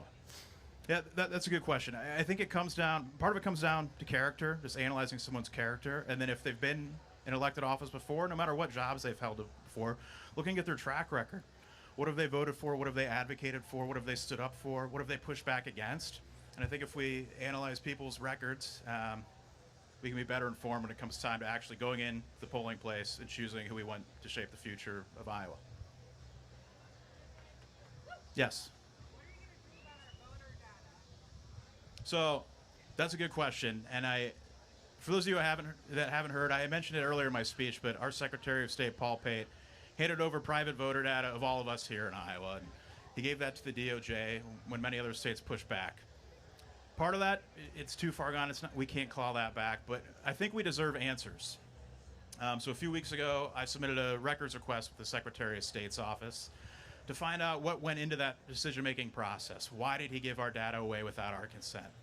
You know, I hope that we hear back soon. I'm calling on Paul Pate to respond to my request within 30 days. They've acknowledged, but we don't have answers yet, and I think it is incredibly important that Iowans get some answers before we go to the polling place and start choosing the leaders for the next 4+ years here in Iowa.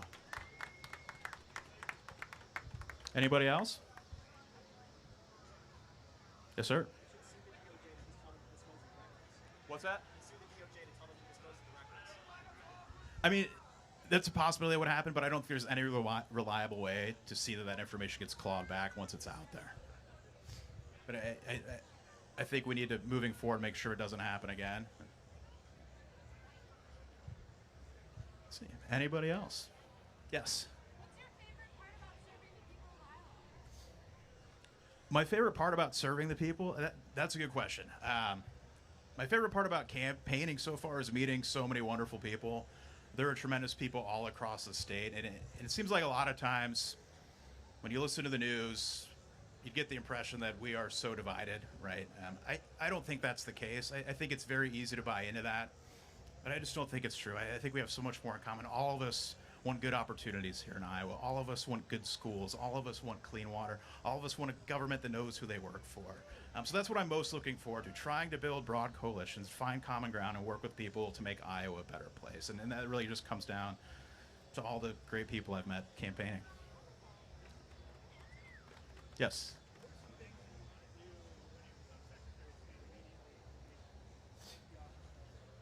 Yeah, so in recent years, the question was, what do I want to do as Secretary of State to improve the way we're doing things here in Iowa?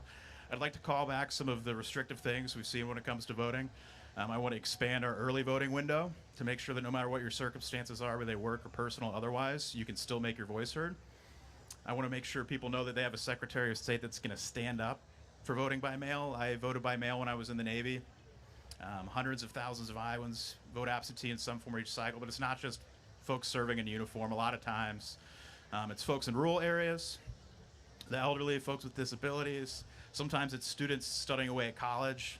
And a lot of times it's just Iowans that are working hard, long hours, maybe 2 or 3 jobs that can't afford to take an hour or two off of work and get down and vote in person. The right to vote is just that. It's a right. It's not a privilege. It's not something that's nice to have. All of us citizens here in Iowa have that right. And at the bare minimum, it should be the job of the government to protect our most fundamental rights. Anybody else? All right, well, thank you all again so much for coming out. I'm so happy to be here. I hope everyone's going to enjoy the fair. Once again, my name is Ryan Peterman from the Quad Cities, former Navy pilot, running to be our next Secretary of State. I would be honored to have your support come this November. Thank you. Thank you so much. Appreciate it.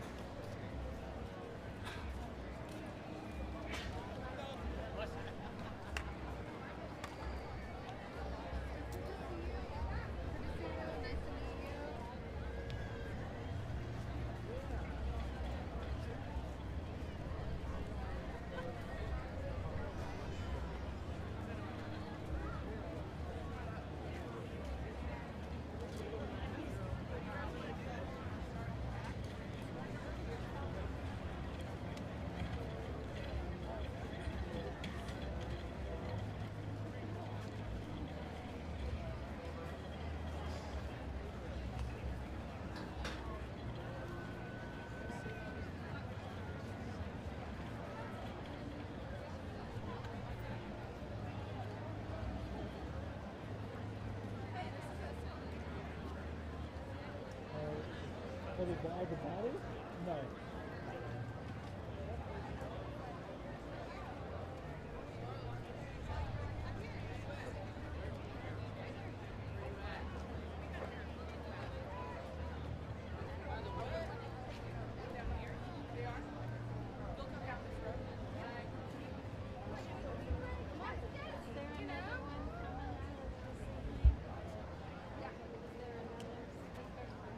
They're all done for today. Yeah, the next one's on Monday.